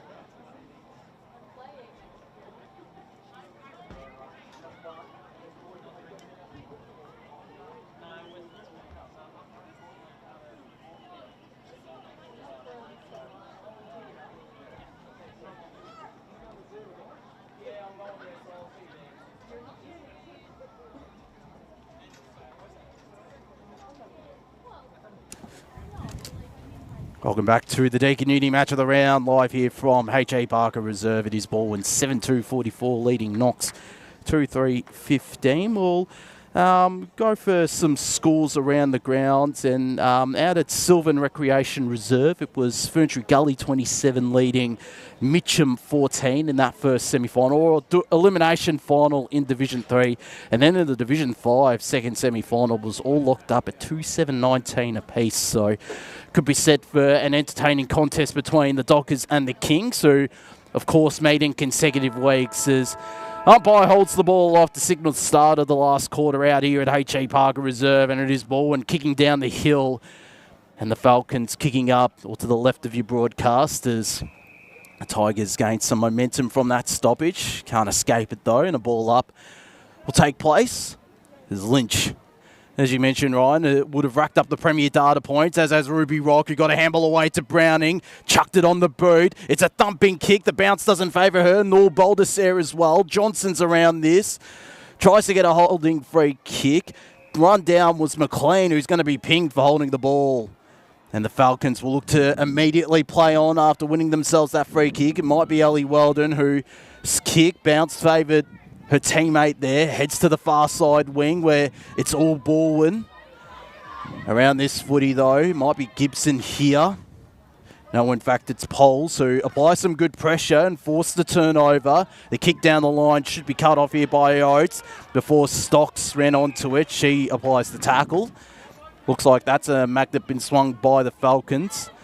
Stocks into attack and Weldon back down into defence as Lynch won it down. Stainthorpe at best has had a really good game so far. Has a player who's still played under 18s footy this year, Stainthorpe. There's a free kick found for the Falcons.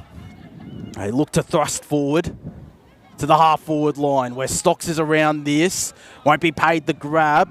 Still did well to take possession and head inside forward 50. The kick should be cut off here. It isn't though by the Tigers. Brotto's around this. Tries to break free. Got a handball away. Her teammate was immediately under pressure, though, in Holly Maston, who has had her moments today. Been quite good, Holly Maston, for the Falcons, as Lynch, boy, she's been good today. Handballed it, tapped it down to Browning, who got a handball away, but it was an errand one. Stainthorpe has O'Brien charging down from behind. They get into a jostle, and too ferocious there was Michaela O'Brien on the young star in Poppy Stainthorpe, who has been one of the Falcons' better players today, Stainthorpe. Yeah, very good. And we'll take this free kick right in front of the ball and interchange bench. Heads in the Stocks direction, competed, forced it to ground where Maston is, and another ball up will ensue. So we're right on the forward 50 here for the Falcons. Tap down was won by Lynch. Comes back out to Maston, who's met with two Balwyn defenders.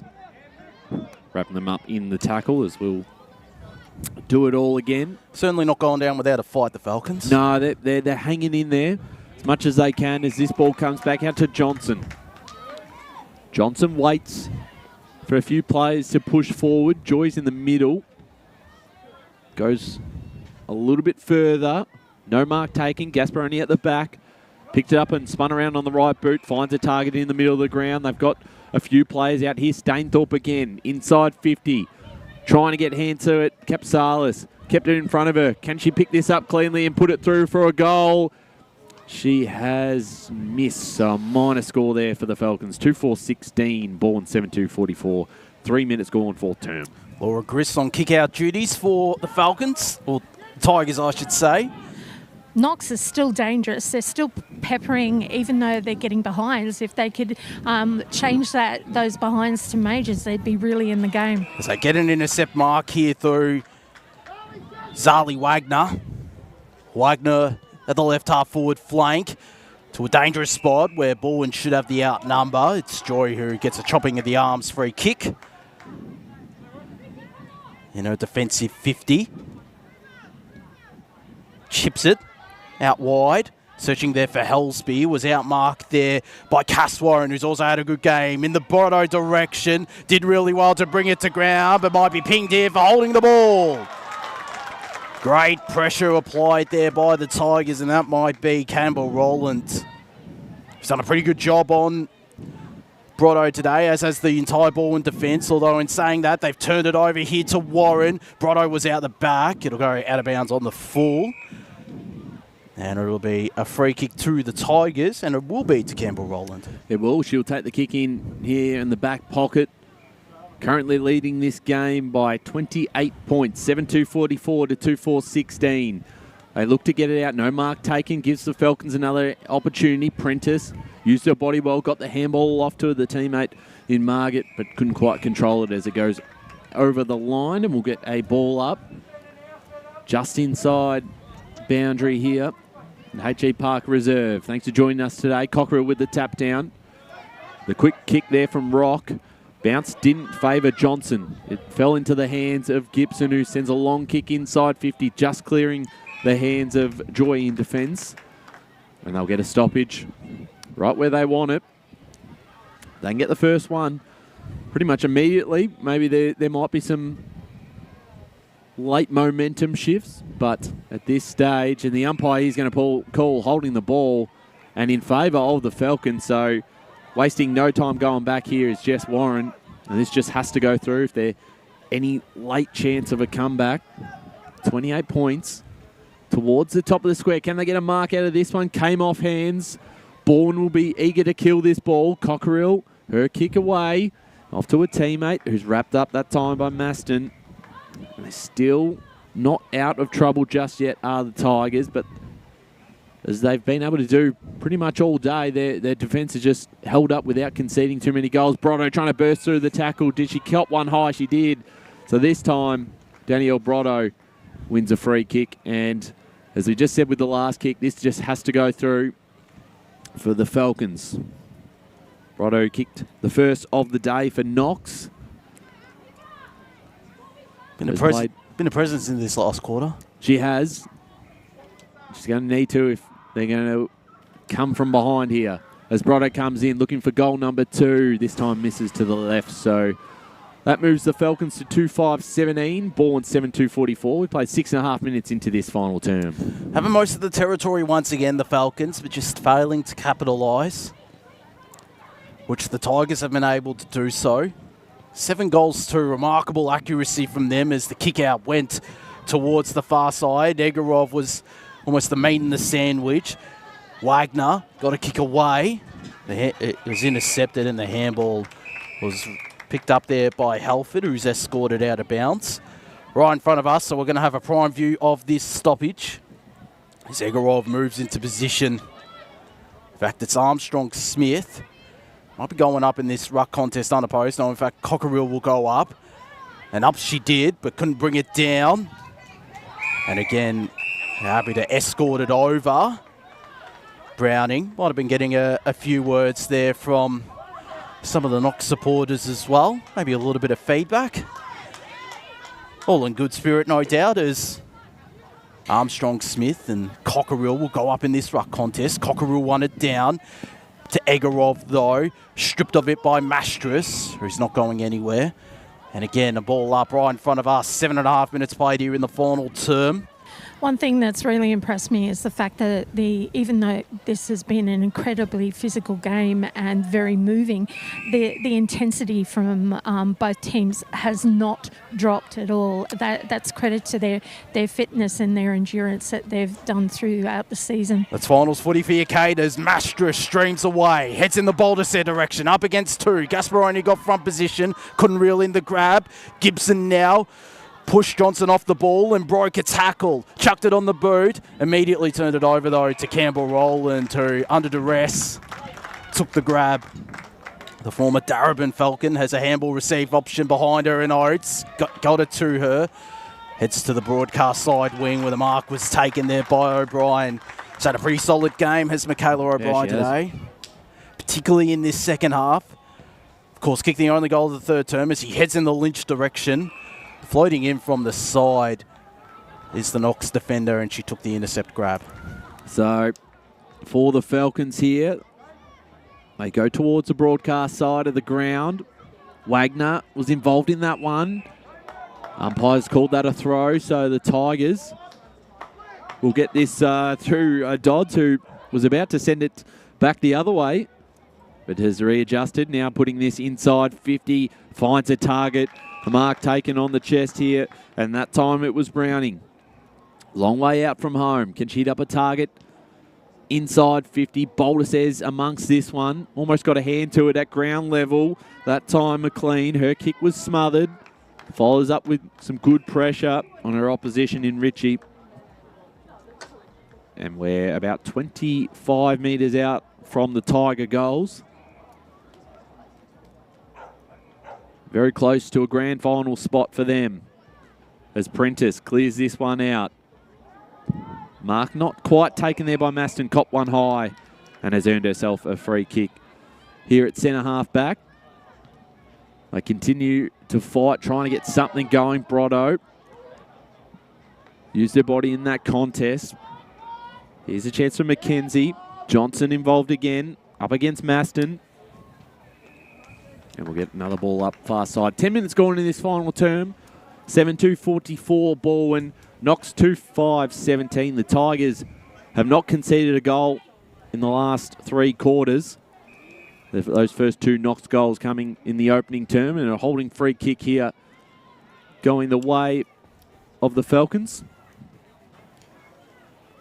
So a chance for them still just to continue pushing forward. Stainthorpe, who's been good today, puts this in front of a teammate in Weldon. Something's been called off the ball. Yellow card. And a yellow card is going against, could be against O'Brien? Just waiting to see. I believe it could be, yes. So she's coming off now. Again, a little bit of feedback coming from Poppy Stainthorpe. Yeah, I couldn't. I didn't make out what happened on there on the far side, of course, as Weldon currently has possession of the football back in the middle of the ground. But yes, so she's coming off the field at the moment. I think it was just a little bit too much argy-bargy after the ball. So Ellie Weldon will be able to resume play in just a moment.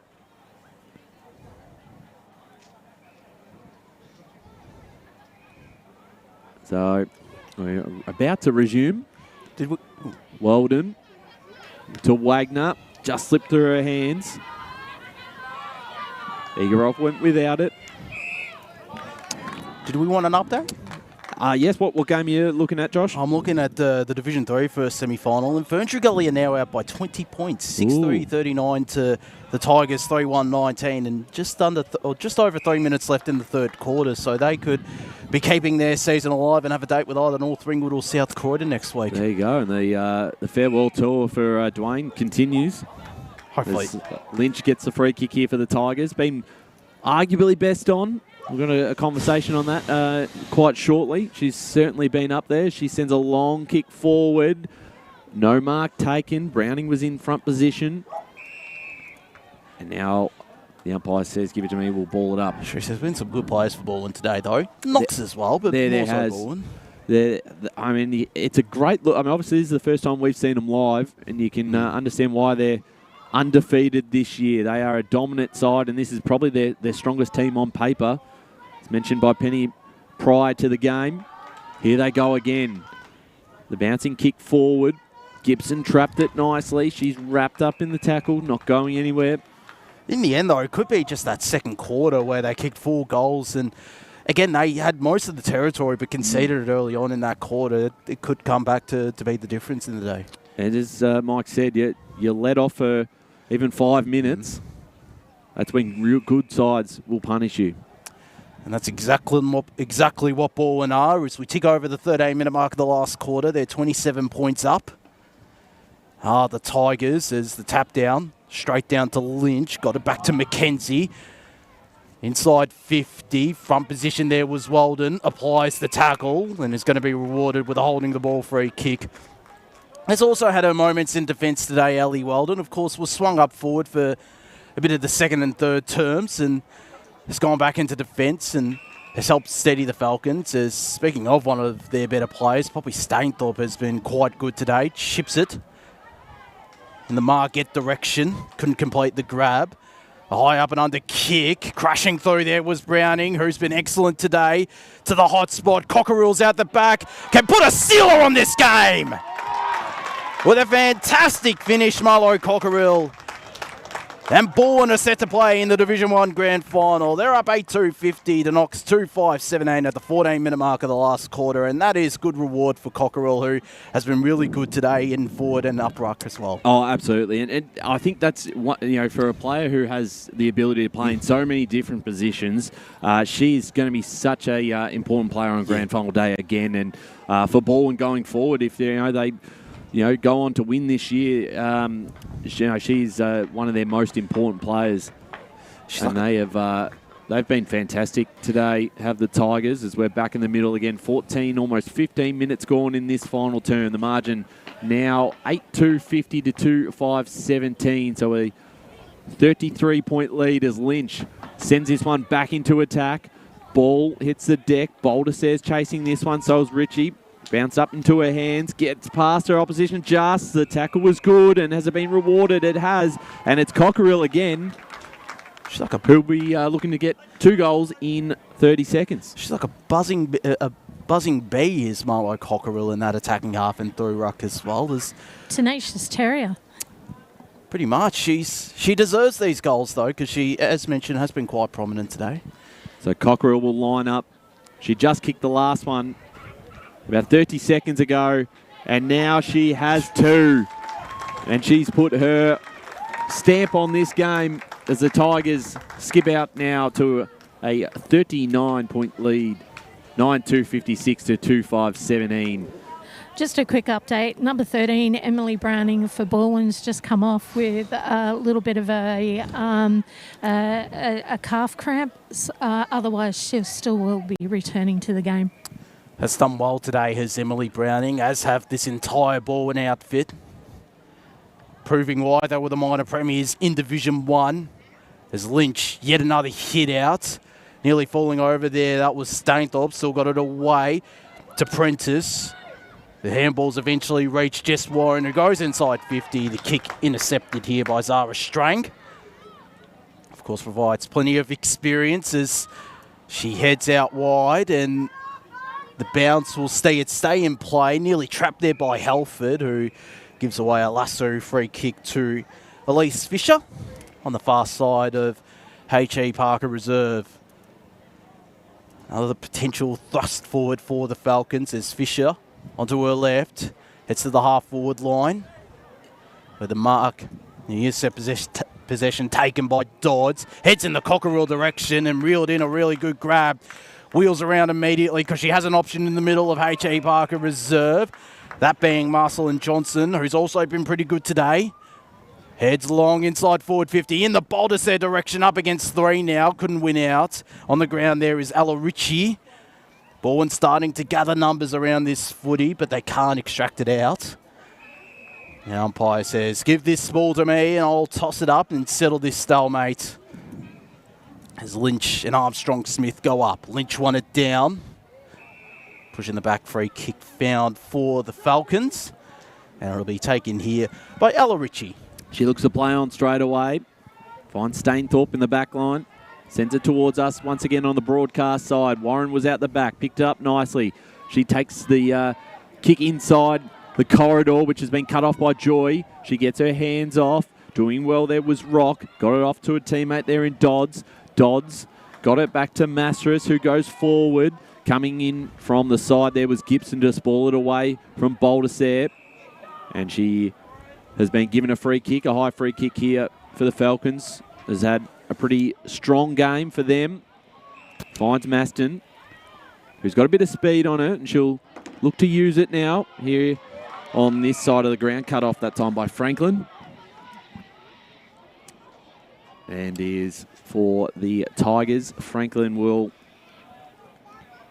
potentially give him another chance at a goal. Stainthorpe takes a bounce. Handballs it to herself. And almost tries to do it again. Works out all right. She's stat padding. As she goes towards the half-forward line. Stocks. Rarely does that ever work out. So she's done a pretty good job there. It never works out. So had 3 disposals in 3 seconds as Weldon. Her handball cut off here by the Tigers. McKenzie. Dodds. How's the bounce going to favour either side? It's Gasparoni who gets it off to Weldon and takes a good mark. And we're 19 minutes into this last quarter as the 39-point lead for the Tigers will see them through to the Division 1 Grand Final, Josh. Their first Grand Final and only their second season in the senior women's competition. Of course, played finals last year, but bowed out in the first week at the hands of Surrey Park out at Sylvan Recreation Reserve. But here at H.E Parker, they're set to play here once again in 2 weeks' time for the Falcons. A preliminary final away against either Moorbark or East Ringwood, which should be a cracking contest out here at H.E Parker. As dancing and breaking tackles there was Marcelin Johnson. Got it in the direction of Kenner, who smartly tapped it back to a pack. And no one is able to win that stalemate. In there was Jess Warren. Both her and Cass have had pretty solid games today as the tackle was broken by the Knox player. Got it to Richie. Richie back to Weldon. High up and under ball. Capsalis nearly reeled in the grab. Will be able to pick up this ground ball. It's just going to be a boundary ball up. Right in front of the Balwyn coaching box, who will be over the moon as we tick over the 20-minute mark of this last term. And it is 39 points separating the Tigers and the Falcons as Capsalis got a kick away. Slapped forward by Prentice. Maybe one last goal here for the Falcons. As we head into time on of this last quarter, the kick headed in the Stocks direction. Bounce favours her. Got it back here to Fisher, whose kick was smothered. Deflected. And Fisher is around this footy again. Locked up, not going anywhere. As we near 21 minutes gone. Final term of this Deakin Uni match of the round. Siren sounds. And history made for the Balwyn Tigers. They're through to their first senior women's grand final in only their second season in the senior women's competition. Am I grabbing Lynch? I think so. Okay, no problem. I'll let Penny know. As was absolutely key today, Lynch, as the Tigers march to a grand final appearance in the Division 1 competition. 9-2-56, defeating Knox 2-5-17. Your major goal kickers, 4 goals to Cecilia Baldus there, 2 goals to Milo Cockerell, both coming in the last quarter, whilst Michaela O'Brien, Cassidy McLean and Sasha Kenner also impacted the scoreboard for the Tigers. Poppy Stainthorpe and Danielle Botto, in the end, the only goal kickers for the Falcons in that final term. But a fantastic victory here for the Tigers. And again, we said it through the call, particularly in that last quarter, showed why they are the Division 1 Binder Premiers and undefeated this season. Yeah, spot on, Josh. A really, really strong performance. As we said, coming into this game, on paper, they brought in quite a fair few players who weren't here the last time the two sides met back in round 13. And you can just see why they have been, so strong this season. There isn't a weak link on this side. It's a very, it's such great depth across the board. And they were fantastic today. And I believe we've got Sally Lynch down with Kate Green at the moment. And we're going to hear from her now. Kate, have we got you? You've got Sally Lynch. Sorry, just grabbing hugs, getting hugged here. Sally, what an amazing game. You came out fully focused and you were just guns all the way. How are you feeling? Yeah, we were really excited. We had a lot of nerves going into the game, but I think we were really confident as well. Like we know, we've proven ourselves time and time again all year, and if we stick to our process, we knew that we would get it done. So that's what we did. First finals in your first year as a Balwyn outfitter last year, and you went out sadly in the first round. How does it feel heading into that grand final in 2 weeks' time? It feels so good, so good. We were really hurt after last year. I thought, we gave it a really good effort, and then this year we're just hungry for the flag. That's what we want. That's what we came here to get. So, we're coming into the final. We know it's going to be a really tough game, whoever we come up against. But, we know that we have our process, and if we stick to that, we'll be fine. How did you find today overall, just how the team went? Are there any areas that you feel you guys can work on? Yeah, there's always things that we can work on. I think we were pretty happy for patches of that, but I think there was patches where we probably switched off and we were lucky not to concede a few more goals. So we just need to tighten up those areas and then, it will be better. Congratulations. I'll let you go to celebrate with the girls. All the best when we'll see you in 2 weeks back here. Yeah, thank you so much. And take care. Best on ground as well, Kate. Sorry. Sally, they just remind me, you also happen to be best on ground, and I have an award for you. Thank Thank you. Fantastic there. The Cryo Cryo Stay Young Eastland. There we go. Congratulations. And much Thank to you. the delight of the Balwyn girls, and that's great to see that. It's a great culture, the Balwyn senior women's side. That's fantastic. So the Tigers are very happy with that, and they should be excited because they're through to a grand final, Josh, and they well and truly deserve it. It is now 15 wins in a row this year, which is just remarkable. It is the longest winning streak in across both, I think, the men's and the women's competition. I don't think there's a longer one at the moment going on. So that is a phenomenal achievement, and they're going to sing this song pretty loudly. Gentlemen, I'll see if I can get the song for you. So we'll... Penny, is it okay? Penny, it's okay if we go in for the song? Absolutely. There we go. So we'll see if we can get the song on the broadcast. Thanks to Tobin Brothers Funeral Celebrating Lives.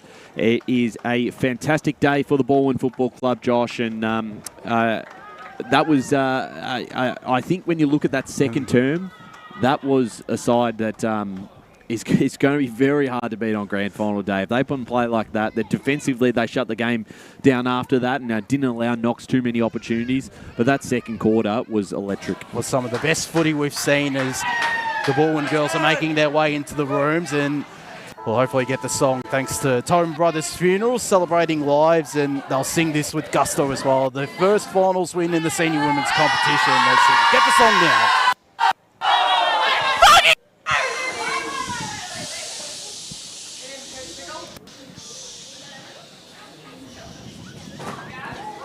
We're about to go, guys.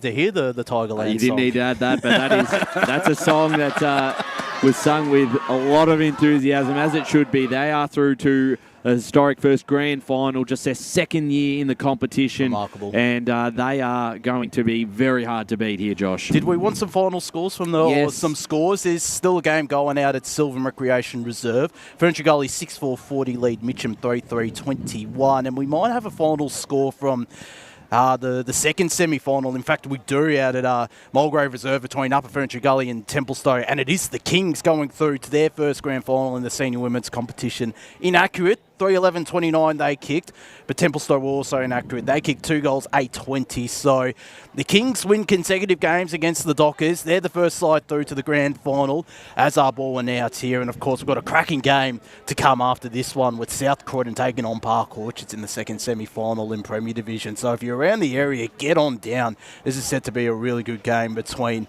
a South Croydon side that's only lost once this season and a Park Orchards side that haven't knocked off South Croydon this season, but did knock them off in a preliminary final last year, Ryan. Yeah, absolutely. It's a really good game to keep an eye on. If you're down here at H.E Parker Reserve, we aren't live streaming that one, so make sure to, if you're in the area and watch some high-quality football, you've got the 2 premier games here at H.E Parker Reserve. You've still got finals at Mulgrave and Sylvan in a very exciting day here in the senior women's competition. And to wrap things up here, of course, I'll quickly. I don't know. I'm going to throw you on the spot. You're 1, 2, 3. I've given Lynch a 3. Yeah. I thought she was fantastic. I'll give. Cockerill was really good in that last quarter. That probably almost swung a couple of votes her way.